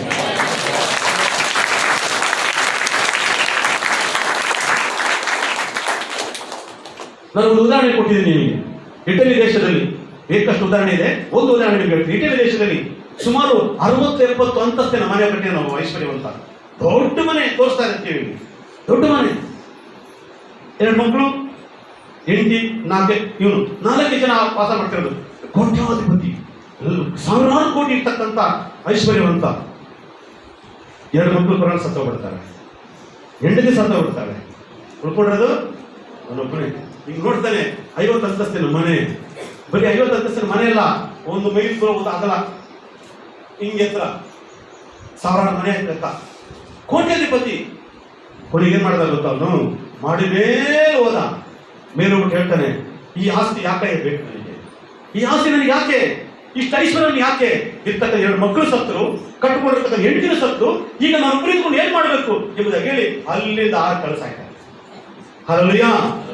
ಈ ಐಶ್ವರ್ಯ ನನ್ನ ಹೆಂಡತಿನ ಕಾಪಾಡಲಿಲ್ಲ, ಈ ಹಣ ನನ್ನ ಮಕ್ಕಳನ್ನ ಕಾಪಾಡಲಿಲ್ಲ, ಈ ಐಶ್ವರ್ಯ ನನ್ನ ಕುಟುಂಬ ಇರ್ತಕ್ಕಂಥ ಮಕ್ಕಳನ್ನ ಯಾರನ್ನು ಕಾಪಾಡಲಿಲ್ಲ. ಈ ರೀತಿ ಕಾಪಾಡಿರ್ತಕ್ಕಂಥ ಈ ಹಣ ತಗೊಂಡು ನಾನು ಏನ್ ಮಾಡ್ಲಿ, ಐಶ್ವರ್ಯ ತಗೊಂಡು ನಾನು ಏನ್ ಮಾಡ್ಲಿ ಎಂಬುದಾಗಿ ಹೇಳಿ ಅವರು ಸಹ ಆತ್ಮಹತ್ಯೆ ಮಾಡ್ಕೊಂಡು ಸಾಕ್ತ. ಹಲ್ಲೆಲೂಯಾ. ನಮ್ಗೆಲ್ಲ ಅಷ್ಟೆಲ್ಲ ಹಣ ಇದ್ದಿದ್ದು ಸಹ ನಾವು ಇನ್ನೂ ಬದುಕಿದ್ದೀವಿ. ಕಾರಣ ದೇವರ ಕೃಪೆ, ದೇವರ ಕೃಪೆ. ಹಾಗಾದ್ರೆ ನೀನು ದೇವರ ವಾಕ್ಯವನ್ನ ಎಷ್ಟರ ಮಟ್ಟಿಗೆ ಕಾಪಾಡ್ಬೋದು? ಹಲ್ಲೆಲೂಯಾ. ಎಷ್ಟರ ಮಟ್ಟಿಗೆ ನೀವು ಕಾಪಾಡ್ಕೊಳ್ಳೋದು ಅರ್ಥೇನು? ಸುರಕ್ಷಿತವಾಗಿ ಹೇಳ್ರಿ. ಕಾಪಾಡೋದು ಅರ್ಥೇನು? ಸುರಕ್ಷಿತವಾಗಿ ಕಳೆದೋಗ್ತಂತೆ ಕಾಪಾಡ್ಕೊಳ್ತಕ್ಕಂಥದ್ದು. ಆಯ್ತಾ? ಈಗ ಒಂದು 3-4 ದಿನ ಕರ್ಕೊಡ್ರಿ. ಈಗ ಕಂಟಿನ್ಯೂ ಒಂದು 5 ಅಕ್ಷ ಇರಲಿ. ಎಷ್ಟು ಜನ ಜಾಗ ಖಾಲಿ ಮಾಡ್ತೀರಿ? ನೋಡ್ತೀರಾ? ಅವು ಇನ್ನು ಕೊಡ್ರು ಎಲ್ಲ ಎದ್ದು ಓಡೋಗ್ತಿರ್ತೀರ, ಮಾಸ್ಕ್ ಹಾಕೊಂಡಿರ್ತೀರಾ, ಹಂಗೆಲ್ಲ ಹಾಕೊಂಡು ಅಕ್ಷರ ತಕ್ಷಣ ಬಿಟ್ಟು ಓಡೋಗ್ತಾ ಇರ್ತೀರ. Hallelujah, hallelujah. ಆ ರೀತಿಯಾಗಿ ರೋಗ ಇಡೀ ಎಲ್ಲಾ ಕಡೆ ಆವರಿಸ್ಕೊಂಡಿದ್ರು ಸಹ ನಮ್ಮ ದೇವರು ಹಲ್ಲೆಲೂಯಾ. ಹಾಗಾದ್ರೆ ಇಷ್ಟೆಲ್ಲ ಆಶೀರ್ವಾದ ಮಾಡಿದಂತ ನನ್ನ ದೇವರ ವಾಕ್ಯವನ್ನ ಎಷ್ಟು ಮಟ್ಟಿಗೆ ನೀವು ಕಾಪಾಡ್ಕೊಂಡಿದ್ದೀರ? ದೇವರು ನಿಮ್ಮನ್ನು ಕಾಪಾಡಿದ್ದಾನೆ. ಯಾಕೆ? ನಾನು ನಿಮ್ಮನ್ನು ನನ್ನ ಅಂಗೈಯಲ್ಲಿ ಚಿತ್ರಿಸಿಕೊಂಡಿದ್ದೇನೆ. ಎಲ್ಲಿ ಕೊಡಿಯಾರಂತೆ? ದೇವರು ನಿಮ್ಮನ್ನು ತನ್ನ ಅಂಗೈಯಲ್ಲಿ, ನಿಮ್ಮ ಅಪ್ಪ ಅಮ್ಮ ಬರ್ಕೊಂಡಿದ್ದಾರೆ ಗೊತ್ತಿಲ್ಲ, ನಿನ್ನ ಹೆಂಡತಿ ಬರ್ಕೊಂಡಿದ್ದಾರೆ ಗೊತ್ತಿಲ್ಲ, ಅಥವಾ ನಿನ್ನ ಗಂಡ ಬರ್ಕೊಂಡಿದ್ದಾರೆ ಗೊತ್ತಿಲ್ಲ, ಆಗ ನಿನ್ನ ದೇವರು ನಿನ್ನನ್ನ ಆತನ ಅಂಗೈಯಲ್ಲಿ ಚಿತ್ರಿಸಿಕೊಂಡು ಇವಳು ನನ್ನ ಮಗನು, ಇವಳು ನನ್ನ ಮಗನು, ಇವಳು ನನ್ನ ಮಗನು ಎಂಬುದಾಗಿ ಎಲ್ಲರ ಹೆಸರಲ್ಲಿ ಬರೆಸಿಕೊಂಡು ಕಾಪಾಡುತ್ತಾ ಇದ್ದಾನೆ. ಯಾರಾದರೂ ನನ್ನ ಮಕ್ಕಳನ್ನು ಮುಟ್ಟಿದ್ರೆ ನನ್ನ ಕಣ್ಣಿನ ಗುಡ್ಡೆಯನ್ನು ಮುಟ್ಟಿದ ಯಾ ಇಷ್ಟರ ಮಟ್ಟಿಗೆ ದೇವರು ನಿಮ್ಮನ್ನು ಪ್ರೀತಿ ಮಾಡ್ತಾರಲ್ಲ. ನನ್ನ ಮಕ್ಕಳು ಯಾರು ಹುಟ್ಟಿದ್ರೆ ಸಾಕು, ನನ್ನ ಕಣ್ಣು ಕೊಟ್ಟೆ ಮುಟ್ಟಿದಾಗಿ ಎಂಬುದಾಗಿ ಅಷ್ಟರ ಮಟ್ಟಿಗೆ ದೇವರು ನಮ್ಮನ್ನು ಪ್ರೀತಿ ಮಾಡ್ತಾ ಇರಲ್ಲ, ಅಷ್ಟರ ಮಟ್ಟಿಗೆ ನಮ್ಮನ್ನು ಕಾಪಾಡ್ತಾ ಇರಲ್ಲ. ಹಾಗಾದ್ರೆ ಈ ದೇವರ ವಾಕ್ಯ ತಕ್ಕಂತ ಯೇಸುವಿನ ಸಂದೇಶವನ್ನ ಎಷ್ಟರ ಮಟ್ಟಿಗೆ ನೀವು ಕಾಪಾಡಿಕೊಳ್ತಾ ಇದ್ದೀರಾ? ಯಾಕೆ ದೇವರು ಫಿಲದೆಲ್ಫಿಯ ಸಭೆಯನ್ನು ದೇವರು ಆಶೀರ್ವಾದ ಮಾಡಿದ್ರು ಅಂತಂದ್ರೆ ಸತ್ಯವೇದದಲ್ಲಿ ಬರೆಯಲ್ಪಟ್ಟಿದೆ, ಅವರು ದೇವರ ವಾಕ್ಯವನ್ನು ಏನು ಕೇಳ್ತಾ ಇದ್ರು ಆ ವಾಕ್ಯವನ್ನು, ಸಹನ ವಾಕ್ಯವನ್ನ, ಆಶೀರ್ವಾದವುಳ್ಳ ವಾಕ್ಯವನ್ನ, ಎಚ್ಚರಿಕೆಯ ವಾಕ್ಯವನ್ನ, ಖಂಡಿಸ್ತಕ್ಕಂಥ ವಾಕ್ಯವನ್ನ, ಸರಿಪಡಿಸ್ತಕ್ಕಂಥ ವಾಕ್ಯವನ್ನ ಅವ್ರು ಏನ್ ಮಾಡ್ತಾ ಇದ್ರು, ಕಾಪಾಡಿಕೊಳ್ಳುತ್ತಾ ಇದ್ದರು. ಅದಕ್ಕೆ ದೇವರು ಅಲ್ಲಿ ಒಂದು ಬಾಗಿಲನ್ನು ತೆರೆದ. ಎಂತ ಬಾಗಿಲು? ಆಶೀರ್ವಾದದ ಬಾಗಿಲು. ಆ ಬಾಗಿಲನ್ನು ಮುಚ್ಚಲಿಕ್ಕೆ ಯಾರಿಗೂ ಸಾಧ್ಯವಾಗಿಲ್ಲ ಅಂತ ಆ ಬಾಗಿಲನ್ನು ದೇವರು ತೆರೆದರು. ಅದಕ್ಕೆ 18 ಮತ್ತು 19ನೇ ಶತಮಾನದಲ್ಲಿರ್ತಕ್ಕಂಥ ಎಲ್ಲ ಸಭೆಗಳಲ್ಲಿ ಉಜ್ಜೀವನ ಆಯಿತು. ಉಜ್ಜೀವನ ಆಗಲಿಕ್ಕೆ ಕಾರಣ ಏನು? ಪ್ರಾರ್ಥನಾ ವೀರರು ಆ ಸಭೆಯಲ್ಲಿದ್ರು, ಬಡವರಿಗೆ ಕೊಡುವಂತ ಜನರು ಅಲ್ಲಿದ್ರು, ಇರುವುದೆಲ್ಲ ಹಂಚಿಕೊಂಡು ತಿನ್ನುವಂತ ಜನರು ಅಲ್ಲಿದ್ರು. ಆ ರೀತಿ ಸ್ವಭಾವ ಅವರಿದ್ದುದರಿಂದ 18, 19ನೇ ಶತಮಾನ ಕಾಲದ ಸಭೆಗಳಲ್ಲಿ ಉಜ್ಜೀವನ ಆಗ್ತಾ ಇತ್ತು. ಹಲ್ಲೆಲೂಯಾ. ಈಗ ನಿಮ್ಮ ಸಭೆ ಏನಾಗಿದೆ? ನಿಮ್ಮ ಹೃದಯವಂತನ ಸಭೆ ಏನಾಗಿದೆ? ನಿಮ್ಮ ಹೃದಯವಂತನ ಸಭೆ ಏನಾಗಿದೆ? ಓದ್ಕೊಡ್ರಿ. ನೀನು ನನ್ನ ಸಹನ ವಾಕ್ಯವನ್ನು ಕಾಪಾಡಿದ್ದರಿಂದ ಭೂನಿವಾಸಿಗಳನ್ನು ಪರೀಕ್ಷಿಸುವುದಕ್ಕಾಗಿ ಲೋಕದ ಮೇಲಿನ ಬರುವುದಕ್ಕಿರುವ ಶೋಧನೆಯ ಸಮಯದಲ್ಲಿ ನಿನ್ನನ್ನು ತಪ್ಪಿಸಿ ಕಾಪಾಡುವೆನು. ಲೋಕದ ಮೇಲೆ ಬರ್ತಕ್ಕಂಥ ಉಪದ್ರವಗಳಿಂದ ನಿಮ್ಮನ್ನು ತಪ್ಪಿಸಿ. ಹಲ್ಲೆಲೂಯಾ. ಹಂಗಂದ್ರೆ ಅರ್ಥ ಏನ್ರಿ? ಲೋಕದ ಮೇಲೆ ಬರ್ತಕ್ಕಂಥ ಉಪದ್ರವಗಳಿಂದ ನಾನು ನಿಮ್ಮನ್ನು ತಪ್ಪಿಸಿ ಕಾಪಾಡುವೆನು. ಹೀಗೆ ಹೇಳಿ ನೋಡೋಣ.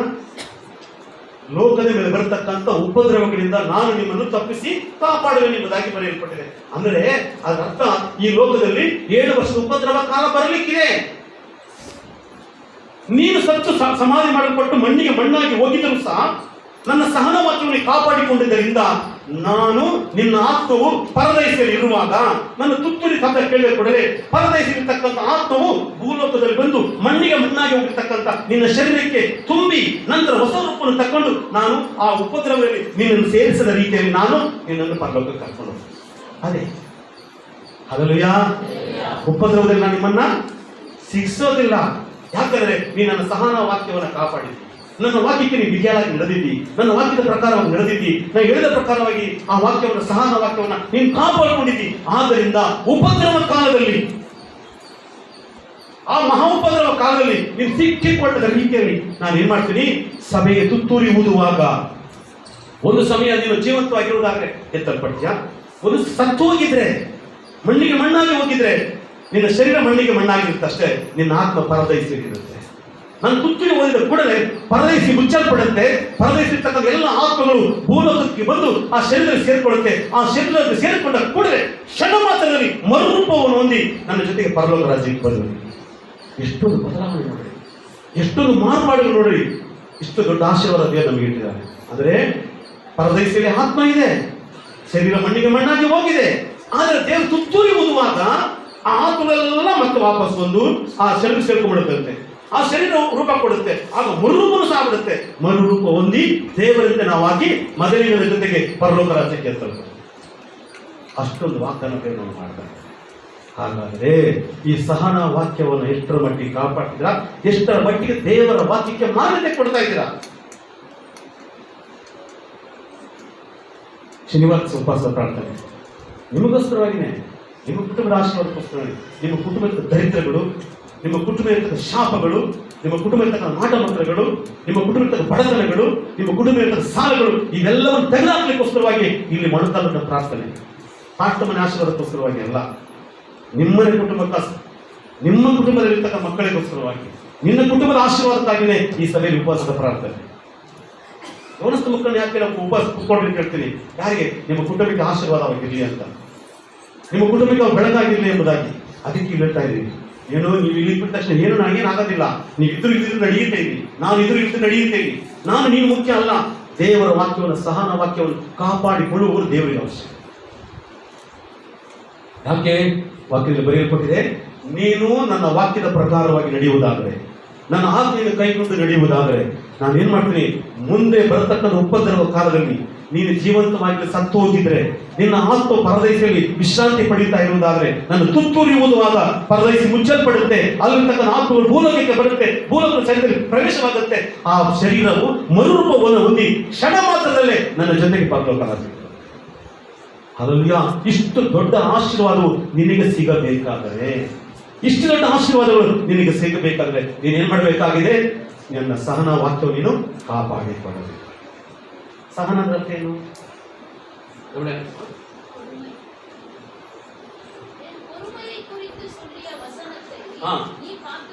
பொறுமை తెలుగులో ఏంటి పుట్ట? అసలు వచ్చిన సహన వాక్యమా? అంటే అందులో అర్థేను ఏంటంటే కారణం ఏదేను పొరుగు ఏదేను ನಾನು ನೋಡೋಗಂಟ ನೋಡ್ತೀನಿ, ಸಿಟ್ಟು ಬಂತಂದ್ರೆ ಅದೇ ಬಗ್ಗೆ ತಗೊಂಡು ಬಾಸ್ಕೊಡ್ತೀನಿ ಅಂತ ಅಂತೀರ ನೀವೆಲ್ಲ ತಾಯಿ ಮಕ್ಕಳಿಗೆ. ಅದೇ ನಾನು ಸಿಕ್ಸ್ಕೊಳ್ತಂತ ಸಿಕ್ಸ್ಕೊಡ್ತೀನಿ, ನೋಡೋದಂತ ನೋಡ್ತೀನಿ, ಆಮೇಲೆ ಸಿಟ್ಟು ಬಂತು ಅಂದ್ರೆ ಹಿಂಗಂತಿರಲ್ಲ. ಅದೇ ಅಲ್ಲಿ ತನಕ ನೀವು ಕೊಡಬೇಡ್ರಿ, ಅಲ್ಲಿ ತನಕ ನನ್ನ ಪರೀಕ್ಷೆ ಮಾಡಬೇಡ್ರಿ ಅಂತ ಹೇಳ್ತಾರೆ. ನಾನು ತಾಳ್ಮೆಯಿಂದ ನೀವು ಮಾಡ್ತಕ್ಕಂಥ ಎಲ್ಲ ಕೆಲಸವನ್ನ ನಾನು ಸಹಿಸ್ಕೊಂಡಿದ್ದೀನಿ. ಆದ್ರೂ ಸಹ ಈ ದೇವ್ರು ಸಹಿಸ್ಕೊಳ್ತೇನೆ ಅಂತ ಮತ್ತೆ ಮತ್ತೆ ಬಾಲ ಬಿಚ್ಚಿದ್ರಿ, ನಿನ್ನ ಆಶೀರ್ವಾದ ಬಾಗಿಲು ಮುಚ್ಚಲ್ಪಡುತ್ತೆ. ಆಶೀರ್ವಾದ ಬಾಗಿಲು ಮುಚ್ಚಲ್ಪಡುತ್ತೆ. ನನ್ನ ತಾಳ್ಮೆಯನ್ನು ಪರೀಕ್ಷೆ ಮಾಡಬೇಡ್ರಿ. ಇವನಿಗೆ ಸರ್ ನೀವೇ ಹೇಳ್ತಿರಲ್ಲ, ಅದೇ డైలాగ్. ఇప్పుడు చెప్తా ఉండా, నాకు కోపం వస్తే రాదు, వస్తే ಹಲ್ಲೆಲೂಯಾ. ನಿನಗೆ ಅಷ್ಟು ರೋಷ ಇರಬೇಕು ಅಂತಂದ್ರೆ, ನಿನಗೆ ಅಷ್ಟು ಸಿಟ್ಟಿರ್ಬೇಕಂದ್ರೆ, ನೀನನ್ನು ಆತ ರೂಪಕ್ಕೆ ಅನುಗುಣವಾಗಿ ಉಂಟು ಮಾಡತಕ್ಕಂಥ ಇಷ್ಟೆಲ್ಲ ಆಶೀರ್ವಾದ ಮಾಡಿ, ಕೈ ಕಾಲನ್ನ ಕೊಟ್ಟು, ಕಣ್ಣನ್ನ ಕೊಟ್ಟು, ಬಿಡ್ಲಿಕ್ಕೆ ದಾರಿ ತೋರಿಸಿ ಎಲ್ಲವನ್ನು ಮಾಡಿದಂಥ ದೇವರಿನ ವಾಕ್ಯವನ್ನು ನೀನು ಕಾಪಾಡದೆ ಹೋದ್ರೆ ಅವ್ರಿಗೆ ಇನ್ನೆಷ್ಟು ಸಿಟ್ಟು ಬರ್ತದೆ. ಹಲ್ಲೆಲೂಯಾ. ಅದಕ್ಕೆ ವಾಕ್ಯದಲ್ಲಿ ಬರೆಯಲ್ಪಟ್ಟಿದೆ, ಯಾರು ನನ್ನ ವಾಕ್ಯವನ್ನ ಕಾಪಾಡ್ತಾ ಇದ್ದಾರೋ ಅವರ ಬಾಗಿಲು ತೆಗೆದುಕೊಡಂತೆ. ಅಷ್ಟು ಮಾತ್ರ ಅಲ್ಲ, ಆ ಉಪದ್ರವ ಕಾಲದಲ್ಲಿ ನಾನು ಏನ್ ಮಾಡ್ತೀನಿ, ಆ ಉಪದ್ರವ ಕಾಲದಲ್ಲಿ ನಿಮ್ಮನ್ನು ಸಿಕ್ಕಿಸಿಕೊಳ್ಳಿಕ್ಕೆ ಅವಕಾಶ ಕೊಡದೆ ನನ್ನ ಜೊತೆಗೆ ನಾನು ಕರ್ಕೊಂಡು. ಹಲ್ಲೆಲೂಯಾ. 11ನೇ ವಚನ, ಬೇಗನೆ ಬರುತ್ತೇನೆ, ನಿನಗಿರುವುದನ್ನು ಹಿಡಿದುಕೊಂಡಿರು, ನಿನ್ನ ಜಯಮಾಲೆಯನ್ನು ಯಾರೂ ಅಪಹರಿಸಬಾರದು. ಹಲ್ಲೆಲೂಯಾ.